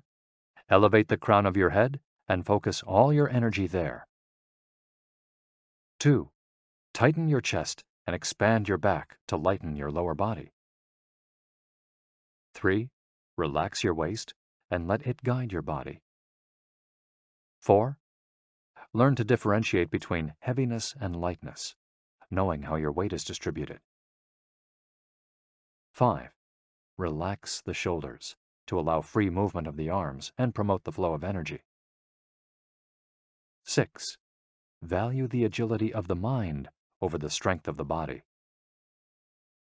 7. Unify the upper and lower body so they act in concert. 8. Unify the internal and the external to synchronize mind, body, and breath. 9. Do not break the flow of your movement. Maintain fluidity and harmony. 10. Look for stillness in movement. An active body leads to a calm mind. Imitating clouds. One of the best-known movements in Tai Chi consists of following the form of clouds in an exercise called wave hands like clouds. Here are the steps. 1. Extend your arms in front of you with your palms down. 2. Turn your palms to face in, as though you were hugging a tree trunk. 3. Open your arms out to the side. 4. Bring the left arm up and center, and the right arm down and center. 5. Trace the shape of a ball in front of your body. 6. Turn your left palm toward your face. 7. Shift your weight to your left foot and pivot from your hip toward that side while your eyes follow the movement of your hand. 8. Bring your left hand to your waist and your right hand in front of your face. 9. Shift your weight to your right foot. 10. Pivot toward your right, looking at your raised right hand the entire time. 11. Repeat this movement fluidly, shifting your weight from one foot to the other as you reposition your hands. 12. Stretch your arms out in front of you again and bring them down slowly, returning to your initial position. Qigong, also known as Qi Kung. Its name combines Qi, life force or energy, and Gong, work, indicating that the form works with the individual's life force. Though relatively modern, especially under its current name, the art of Qigong is based on the Tao Yin, an ancient art meant to foster mental and physical well-being. The practice began to appear in reports on training in martial arts at the beginning of the 20th century, and by the 1930s was being used in hospitals. The Chinese government later popularized it, as it had done with Tai Chi. Qigong involves static and dynamic physical exercises that stimulate respiration in a standing, seated, or reclined position. There are many different styles of Qigong, but all of them seek to strengthen and regenerate Qi. Though its movements are typically gentle, the practice is intense. Benefits of Qigong. According to numerous international scientific studies, Qigong, like Tai Chi and yoga, offers significant health benefits. The following stand out among those proven through scientific research, as observed by Dr. Kenneth M. Sancer of San Francisco's Qigong Institute in his article, Medicinal Applications of Qigong. Modification of brainwaves. Improved balance of sex hormones. Lower mortality rate from heart attacks. Lower blood pressure in patients with hypertension. Greater bone density. Better circulation. Deceleration of symptoms associated with senility. Greater balance and efficiency of bodily functions. Increased blood flow to the brain and greater mind-body connection. Improved cardiac function. Reduction in the secondary effects of cancer treatments. Practicing these arts not only keeps us in shape, it also helps extend our lives. Methods for practicing Qigong. In order to practice Qigong correctly, we should remember that our life energy flows through our whole body. We should know how to regulate its many parts. 1. Tiao Shen. Regulating the body by adopting the correct posture. It's important to be firmly rooted to the ground. 2. Tiao Shi. Regulating the breath until it is calm, steady, and peaceful. 3. Jiao Xin.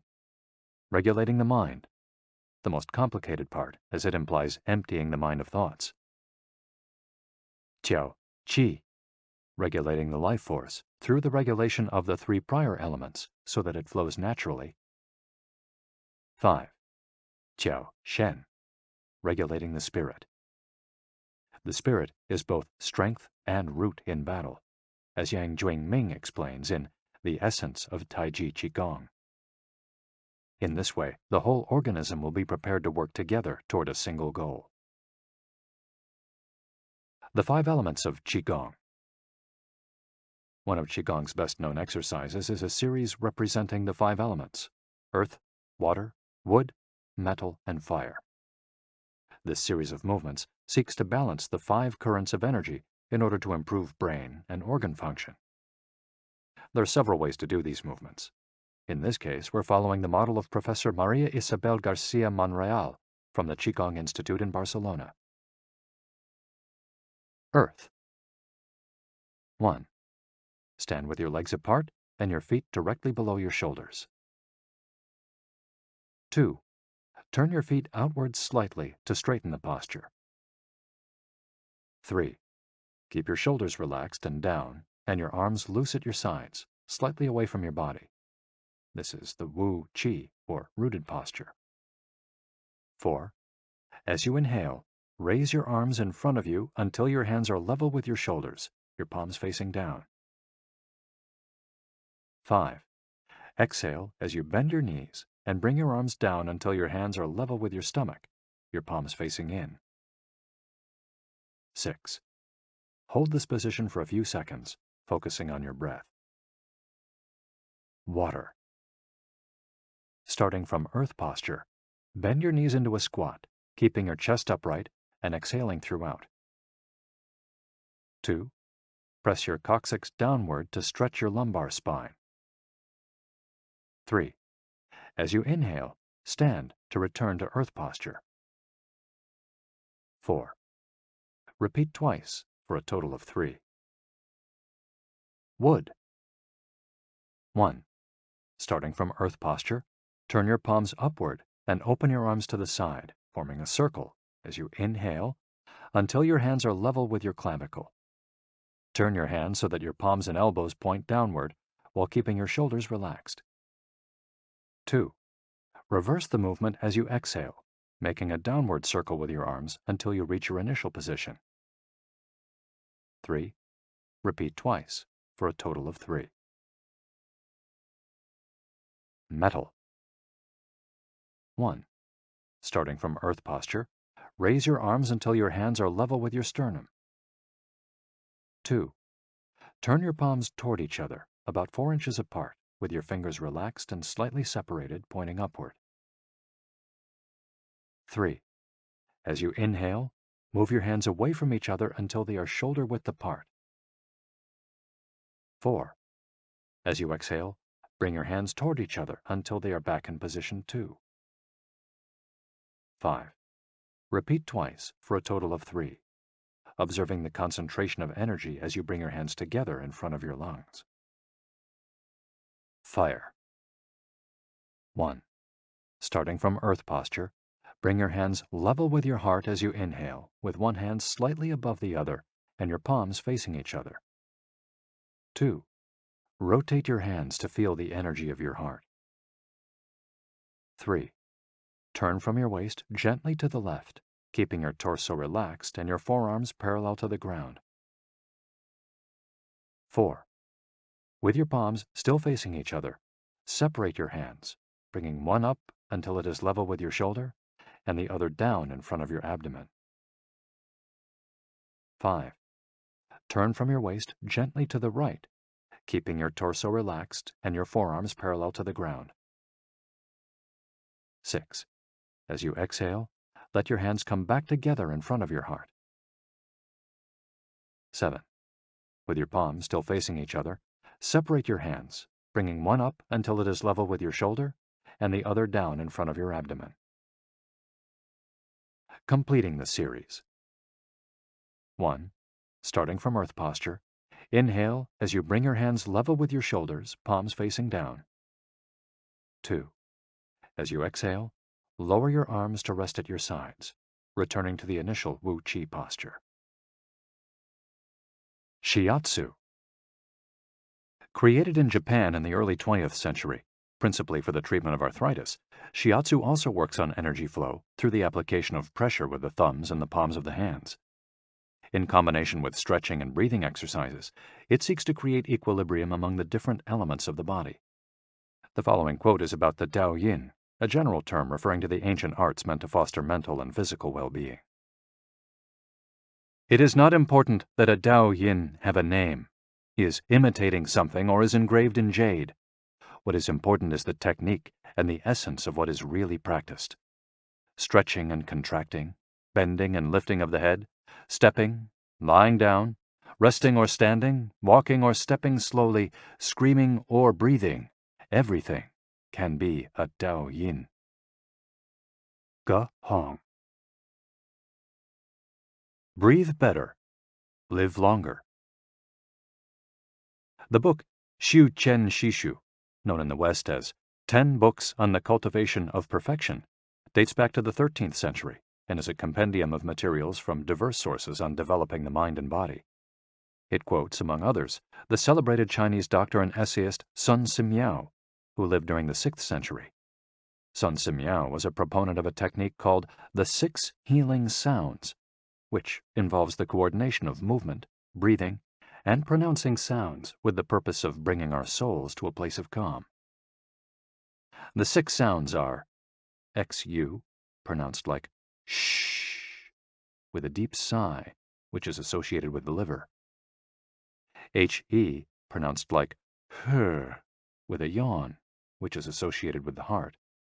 SI, pronounced like sir, with a slow exhale, which is associated with the lungs. CHUI, pronounced like chui, with a forceful exhale, which is also associated with the kidneys. HOO, pronounced like hu, which is associated with the spleen, and XI, pronounced like shi, which connects the whole body. The following poem by Sun Simiao offers clues about how to live well according to the season. It reminds us of the importance of breathing and suggests that as we breathe, we visualize the organs associated with each of the healing sounds. In spring, breathe shh for clear eyes, and so wood can aid your liver. In summer, reach for her, so that heart and fire can be at peace. In fall, breathe sir to stabilize and gather metal, keeping the lungs moist. For the kidneys, next, breathe chui and see your inner waters calm. The triple heater needs your shi to expel all heat and troubles. In all 4 seasons, take deep breaths so your spleen can process food. And of course, avoid exhaling noisily. Don't let even your own ears hear you. The practice is most excellent and will help preserve your divine elixir. It might feel confusing to be presented with all the Eastern traditions we've introduced in this chapter. The takeaway is that they all combine a physical exercise with an awareness of our breath. These 2 components, movements and breath, help us to bring our consciousness in line with our body, instead of allowing our mind to be carried away by the sea of daily worries. Most of the time, we're just not aware enough of our breathing.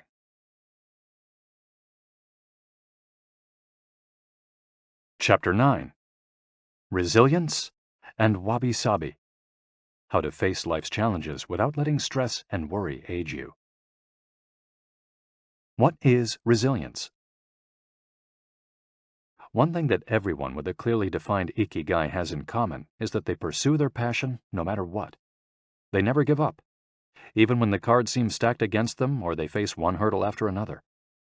We're talking about resilience, a concept that's become influential among psychologists. But resilience isn't just the ability to persevere. As we'll hear in this chapter, it's also an outlook we can cultivate to stay focused on the important things in life, rather than what is most urgent, and keep ourselves from being carried away by negative emotions. In the final section of the chapter, we'll explore techniques that go beyond resilience to cultivate anti-fragility. Sooner or later, we all have to face difficult moments, and the way we do this can make a huge difference to our quality of life. Proper training for our mind, body, and emotional resilience is essential for confronting life's ups and downs. Nana Korobiya Oki. Fall 7 times, rise 8. Japanese proverb. Resilience is our ability to deal with setbacks. The more resilient we are, the easier it will be to pick ourselves up and get back to what gives meaning to our lives. Resilient people know how to stay focused on their objectives, on what matters, without giving in to discouragement. Their flexibility is the source of their strength. They know how to adapt to change and to reversals of fortune.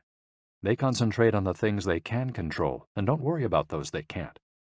In the words of the famous Serenity Prayer by Reinhold Niebuhr, God, give us grace to accept with serenity the things that cannot be changed, courage to change the things which should be changed, and the wisdom to distinguish the one from the other. Emotional resilience through Buddhism and Stoicism. Siddhartha Gautama, Buddha, was born a prince of Kapilavastu, Nepal, and grew up in a palace surrounded by riches. At 16, he married and had a child. Not satisfied by his family's wealth, at 29, he decided to try a different lifestyle and ran away from the palace to live as an ascetic. But it wasn't asceticism that he was looking for. It didn't offer the happiness and well-being he sought. Neither wealth nor extreme asceticism worked for him. He realized that a wise person should not ignore life's pleasures. A wise person can live with these pleasures, but should always remain conscious of how easy it is to be enslaved by them. Zeno of Citium began his studies with the Cynics. The Cynics also led ascetic lives, leaving behind all earthly pleasures. They lived in the street, and the only thing they owned was the clothing on their backs. Seeing that cynicism did not give him a sense of well-being, Zeno abandoned its teachings to found the school of Stoicism, which centers on the idea that there is nothing wrong with enjoying life's pleasures as long as they do not take control of your life as you enjoy them. You have to be prepared for those pleasures to disappear. The goal is not to eliminate all feelings and pleasures from our lives, as in cynicism, but to eliminate negative emotions. Since their inception, one of the objectives of both Buddhism and Stoicism has been to control pleasure, emotions, and desires. Though the philosophies are very different, both aim to curb our ego and control our negative emotions. Both Stoicism and Buddhism are, at their roots, methods for practicing well-being. According to Stoicism, our pleasures and desires are not the problem. We can enjoy them as long as they don't take control of us. The Stoics viewed those who were able to control their emotions as virtuous. What's the worst thing that could happen? We finally land our dream job, but after a little while we're already hunting for a better one. We win the lottery and buy a nice car, but then decide we can't live without a sailboat. We finally win the heart of the man or woman we've been pining for, and suddenly we find we have a wandering eye. People can be insatiable. The Stoics believe that these kinds of desires and ambitions are not worth pursuing. The objective of the virtuous person is to reach a state of tranquility, apatheia, the absence of negative feelings such as anxiety, fear, shame, vanity, and anger, and the presence of positive feelings such as happiness, love, serenity, and gratitude. In order to keep their minds virtuous, the Stoics practiced something like negative visualization. They imagined the worst thing that could happen in order to be prepared if certain privileges and pleasures were taken from them. To practice negative visualization, we have to reflect on negative events, but without worrying about them. Seneca, one of the richest men in ancient Rome, lived a life of luxury, but was, nonetheless, an active Stoic. He recommended practicing negative visualization every night before falling asleep. In fact, he not only imagined these negative situations, he actually put them into practice. For example, by living for a week without servants, or the food and drink he was used to as a wealthy man. As a result, he was able to answer the question, what's the worst thing that could happen? Meditating for healthier emotions. In addition to negative visualization and not giving in to negative emotions, another central tenet of Stoicism is knowing what we can control and what we can't, as we see in the Serenity Prayer.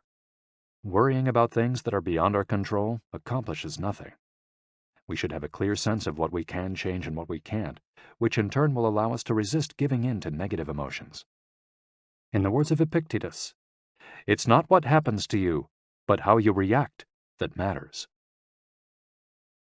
In Zen Buddhism, meditation is a way to become aware of our desires and emotions, and thereby free ourselves from them. It's not simply a question of keeping the mind free of thoughts, but instead involves observing our thoughts and emotions as they appear, without getting carried away by them. In this way, we train our minds not to get swept up in anger, jealousy, or resentment. One of the most commonly used mantras in Buddhism focuses on controlling negative emotions. Om Mani Padme Hum, in which Om is the generosity that purifies the ego, Ma is the ethics that purifies jealousy, Ni is the patience that purifies passion and desire, Pad is the precision that purifies bias, Me is the surrender that purifies greed, and Hum is the wisdom that purifies hatred. The here and now and the impermanence of things. Another key to cultivating resilience is knowing in which time to live. Both Buddhism and Stoicism remind us that the present is all that exists, and it is the only thing we can control. Instead of worrying about the past or the future, we should appreciate things just as they are in the moment, in the now. The only moment in which you can be truly alive is the present moment, observes the Buddhist monk Thich Nhat Hanh. In addition to living in the here and now, the Stoics recommend reflecting on the impermanence of the things around us. The Roman Emperor Marcus Aurelius said that the things we love are like the leaves of a tree. They can fall at any moment with a gust of wind. He also said that changes in the world around us are not accidental, but rather form part of the essence of the universe, a rather Buddhist notion, in fact. We should never forget that everything we have and all the people we love will disappear at some point. This is something we should keep in mind, but without giving in to pessimism. Being aware of the impermanence of things does not have to make us sad. It should help us love the present moment and those who surround us. All things human are short-lived and perishable, Seneca tells us. The temporary, ephemeral, and impermanent nature of the world is central to every Buddhist discipline. Keeping this always in mind helps us avoid excessive pain in times of loss. Wabi-sabi and ichigo-ichie. Wabi-sabi is a Japanese concept that shows us the beauty of the fleeting, changeable, and imperfect nature of the world around us. Instead of searching for beauty in perfection, we should look for it in things that are flawed, incomplete. This is why the Japanese place such value, for example, on an irregular or cracked teacup. Only things that are imperfect, incomplete, and ephemeral can truly be beautiful, because only those things resemble the natural world. A complementary Japanese concept is that of ichigo-ichie, which could be translated as, "This moment exists only now and won't come again." It's heard most often in social gatherings as a reminder that each encounter, whether with friends, family, or strangers, is unique and will never be repeated, meaning that we should enjoy the moment and not lose ourselves in worries about the past or the future. The concept is commonly used in tea ceremonies, Zen meditation, and Japanese martial arts, all of which place emphasis on being present in the moment. In the West, we've grown accustomed to the permanence of the stone buildings and cathedrals of Europe, which sometimes gives us the sense that nothing changes, making us forget about the passage of time. Greco-Roman architecture adores symmetry, sharp lines, imposing facades, and buildings and statues of the gods that outlast the centuries. Japanese architecture, on the other hand, doesn't try to be imposing or perfect, because it is built in the spirit of wabi-sabi. The tradition of making structures out of wood presupposes their impermanence and the need for future generations to rebuild them. Japanese culture accepts the fleeting nature of the human being and everything we create. The grand shrine of Ise, for example, has been rebuilt every 20 years for centuries. The most important thing is not to keep the building standing for generations, but to preserve customs and traditions, things that can withstand the passage of time better than structures made by human hands. The key is to accept that there are certain things over which we have no control, like the passage of time and the ephemeral nature of the world around us. Ichigo-ichie teaches us to focus on the present and enjoy each moment that life brings us. This is why it's so important to find and pursue our ikigai. Wabi-sabi teaches us to appreciate the beauty of imperfection as an opportunity for growth. Beyond resilience. Anti-fragility. As the legend goes, the first time Hercules faced the Hydra, he despaired when he discovered that cutting off one of its heads meant that two would grow back in its place. He would never be able to kill the beast if it got stronger with every wound. As Nassim Nicholas Taleb explains in Anti-Fragile, Things That Gain from Disorder, we use the word fragile to describe people, things, and organizations that are weakened when harmed, and the words robust and resilient for things that are able to withstand harm without weakening. But we don't have a word for things that get stronger when harmed, up to a point. To refer to the kind of power possessed by the Hydra of Lerna, to talk about things that get stronger when they are harmed, Taleb proposed the term anti-fragile. Anti-fragility is beyond resilience or robustness. The resilient resists shocks and stays the same. The anti-fragile gets better. Catastrophes and exceptional circumstances offer good models for explaining anti-fragility. In 2011, a tsunami hit the Tohoku region of Japan, doing tremendous damage to dozens of cities and towns along the coast, most famously Fukushima. When we visited the affected coast 2 years after the catastrophe, having driven for hours along cracked highways and past one empty gas station after another, we passed through several ghost towns whose streets had been taken over by the remnants of houses, piles of cars, and empty train stations. These towns were fragile spaces that had been forgotten by the government and could not recover on their own. Other places, such as Ishinomaki and Kisenuma, suffered extensive damage but were rebuilt within a few years, thanks to the efforts of many. Ishinomaki and Kisenuma showed how resilient they were in their ability to return to normal after the catastrophe. The earthquake that caused the tsunami also affected the Fukushima nuclear power plant. The Tokyo Electric Power Company engineers working at the plant were not prepared to recover from that kind of damage. The Fukushima nuclear facility is still in a state of emergency and will be for decades to come. It demonstrated its fragility in the face of an unprecedented catastrophe. The Japanese financial markets closed minutes after the earthquake. Which businesses did the best in the aftermath? Stock in big construction companies has been steadily on the rise since 2011. The need to rebuild the entire coast of Tohoku is a boon for construction. In this case, Japanese construction companies are anti-fragile, since they benefited enormously from the catastrophe.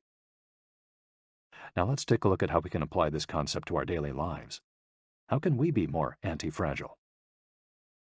Step 1. Create redundancies. Instead of having a single salary, try to find a way to make money from your hobbies, at other jobs, or by starting your own business. If you have only one salary, you might be left with nothing should your employer run into trouble, leaving you in a position of fragility. On the other hand, if you have several options and you lose your primary job, it might just happen that you end up dedicating more time to your secondary job, and maybe even make more money at it. You would have beaten that stroke of bad luck and would be, in that case, anti-fragile. 100% of the seniors we interviewed in Ogimi had a primary and secondary occupation. Most of them kept a vegetable garden as a secondary job and sold their produce at the local market. The same idea goes for friendships and personal interests. It's just a matter, as the saying goes, of not putting all your eggs in one basket. In the sphere of romantic relationships, there are those who focus all their energy on their partner and make him or her their whole world. Those people lose everything if the relationship doesn't work out. Whereas, if they've cultivated strong friendships and a full life along the way, they'll be in a better position to move on at the end of a relationship. They'll be anti-fragile. Right now, you might be thinking, I don't need more than one salary, and I'm happy with the friends I've always had. Why should I add anything new? It might seem like a waste of time to add variation to our lives because extraordinary things don't ordinarily happen. We slip into a comfort zone. But the unexpected always happens, sooner or later. Step 2. Bet conservatively in certain areas and take many small risks in others. The world of finance turns out to be very useful in explaining this concept.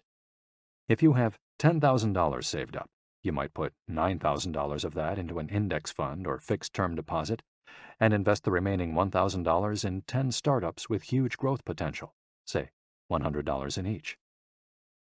One possible scenario is that 3 of the companies fail. You lose $300. The value of 3 other companies goes down. You lose another $100 or $200. The value of 3 goes up. You make $100 or $200. And the value of one of the startups increases 20-fold. You make nearly $2,000, or maybe even more. You still make money, even if 3 of the businesses go completely belly up. You've benefited from the damage, just like the Hydra. The key to becoming anti-fragile is taking on small risks that might lead to great reward without exposing ourselves to dangers that might sink us, such as investing $10,000 in a fund of questionable reputation that we saw advertised in the newspaper. Step 3. Get rid of the things that make you fragile. We're taking the negative route for this exercise. Ask yourself, what makes me fragile? Certain people, things, and habits generate losses for us and make us vulnerable. Who and what are they? When we make our New Year's resolutions, we tend to emphasize adding new challenges to our lives. It's great to have this kind of objective, but setting good riddance goals can have an even bigger impact. For example, stop snacking between meals. Eat sweets only once a week. Gradually pay off all debt.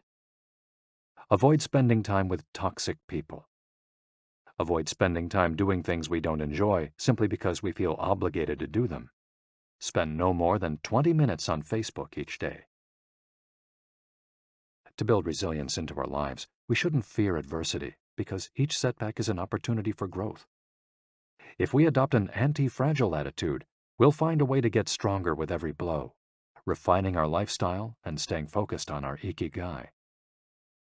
Taking a hit or two can be viewed as either a misfortune or an experience that we can apply to all areas of our lives as we continually make corrections and set new and better goals. As Taleb writes in Anti-Fragile, We need randomness, mess, adventures, uncertainty, self-discovery, hear traumatic episodes, all these things that make life worth living. We encourage those interested in the concept of anti-fragility to read Nassim Nicholas Taleb's Anti-Fragile. Life is pure imperfection, as the philosophy of wabi-sabi teaches us, and the passage of time shows us that everything is fleeting. But if you have a clear sense of your ikigai, each moment will hold so many possibilities that it will seem almost like an eternity.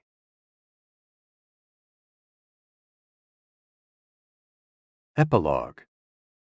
Ikigai, the art of living. Mitsuo Aida was one of the most important calligraphers and haikuists of the 20th century. He is yet another example of a Japanese person who dedicated his life to a very specific ikigai, communicating emotions with 17-syllable poems using a shodo calligraphy brush. Many of Aida's haikus philosophize about the importance of the present moment and the passage of time. One could be translated as, "In the here and now, the only thing in my life is your life." In another poem, Aida writes simply, "Here, now." It is an artwork that seeks to evoke feelings of mono no aware, a melancholy appreciation of the ephemeral. The following poem touches on one of the secrets of bringing ikigai into our lives. Happiness is always determined by your heart. And one last one, also by Aida, is keep going. Don't change your path. Once you discover your ikigai, pursuing it and nurturing it every day will bring meaning to your life. The moment your life has this purpose, you will achieve a happy state of flow in all you do, like the calligrapher at his canvas or the chef who, after half a century, still prepares sushi for his patrons with love. Conclusion. Our ikigai is different for all of us, but one thing we have in common is that we're all searching for meaning. When we spend our days feeling connected to what is meaningful to us, we live more fully. When we lose the connection, we feel despair. Modern life estranges us more and more from our true nature, making it very easy for us to lead lives lacking in meaning. Powerful forces and incentives, money, power, attention, success, distract us on a daily basis. Don't let them take over your life. Our intuition and curiosity are very powerful internal compasses to help us connect with our ikigai. Follow those things you enjoy and get away from or change those you dislike. Be led by your curiosity and keep busy by doing things that fill you with meaning and happiness. It doesn't need to be a big thing. We might find meaning in being good parents or in helping our neighbors. There is no perfect strategy to connecting with our ikigai. But what we've learned from the Okinawans is that we should not worry too much about finding it. Life is not a problem to be solved. Just remember to have something that keeps you busy doing what you love while being surrounded by the people who love you. The 10 Rules of Ikigai. We'll conclude this journey with 10 rules we've distilled from the wisdom of the long-lived residents of Ogimi. 1. Stay active. Don't retire. Those who give up the things they love doing and do well lose their purpose in life. That's why it's so important to keep doing things of value, making progress, bringing beauty or utility to others, helping out, and shaping the world around you, even after your official professional activity has ended. 2. Take it slow. Being in a hurry is inversely proportional to quality of life. As the old saying goes, walk slowly and you'll go far. When we leave urgency behind, life and time take on new meaning. 3. Don't fill your stomach. Less is more when it comes to eating for long life, too. According to the 80% rule, in order to stay healthier longer, we should eat a little less than our hunger demands, instead of stuffing ourselves. 4. Surround yourself with good friends. Friends are the best medicine. There for confiding worries over a good chat, sharing stories that brighten your day, getting advice, having fun, dreaming, in other words, living. 5. Get in shape for your next birthday. Water moves. It is at its best when it flows fresh and doesn't stagnate. The body you move through life in needs a bit of daily maintenance to keep it running for a long time. Plus, exercise releases hormones that make us feel happy. 6. Smile. A cheerful attitude is not only relaxing, it also helps make friends. It's good to recognize the things that aren't so great, but we should never forget what a privilege it is to be in the here and now, in a world so full of possibilities. 7. Reconnect with nature. Though most people live in cities these days, human beings are made to be part of the natural world. We should return to it often to recharge our batteries. 8. Give thanks. To your ancestors, to nature, which provides you with the air you breathe and the food you eat. To your friends and family, to everything that brightens your days and makes you feel lucky to be alive. Spend a moment every day giving thanks, and you'll watch your stockpile of happiness grow. 9. Live in the moment. Stop regretting the past and fearing the future. Today is all you have. Make the most of it. Make it worth remembering. 10. Follow your ikigai. There is a passion inside you, a unique talent that gives meaning to your days and drives you to share the very best of yourself until the very end. If you don't know what your ikigai is yet, as Viktor Frankl says, your mission is to discover it. The authors of this audiobook wish you a long, happy, and purposeful life. Thank you for joining us. Héctor García and Francesc Miralles.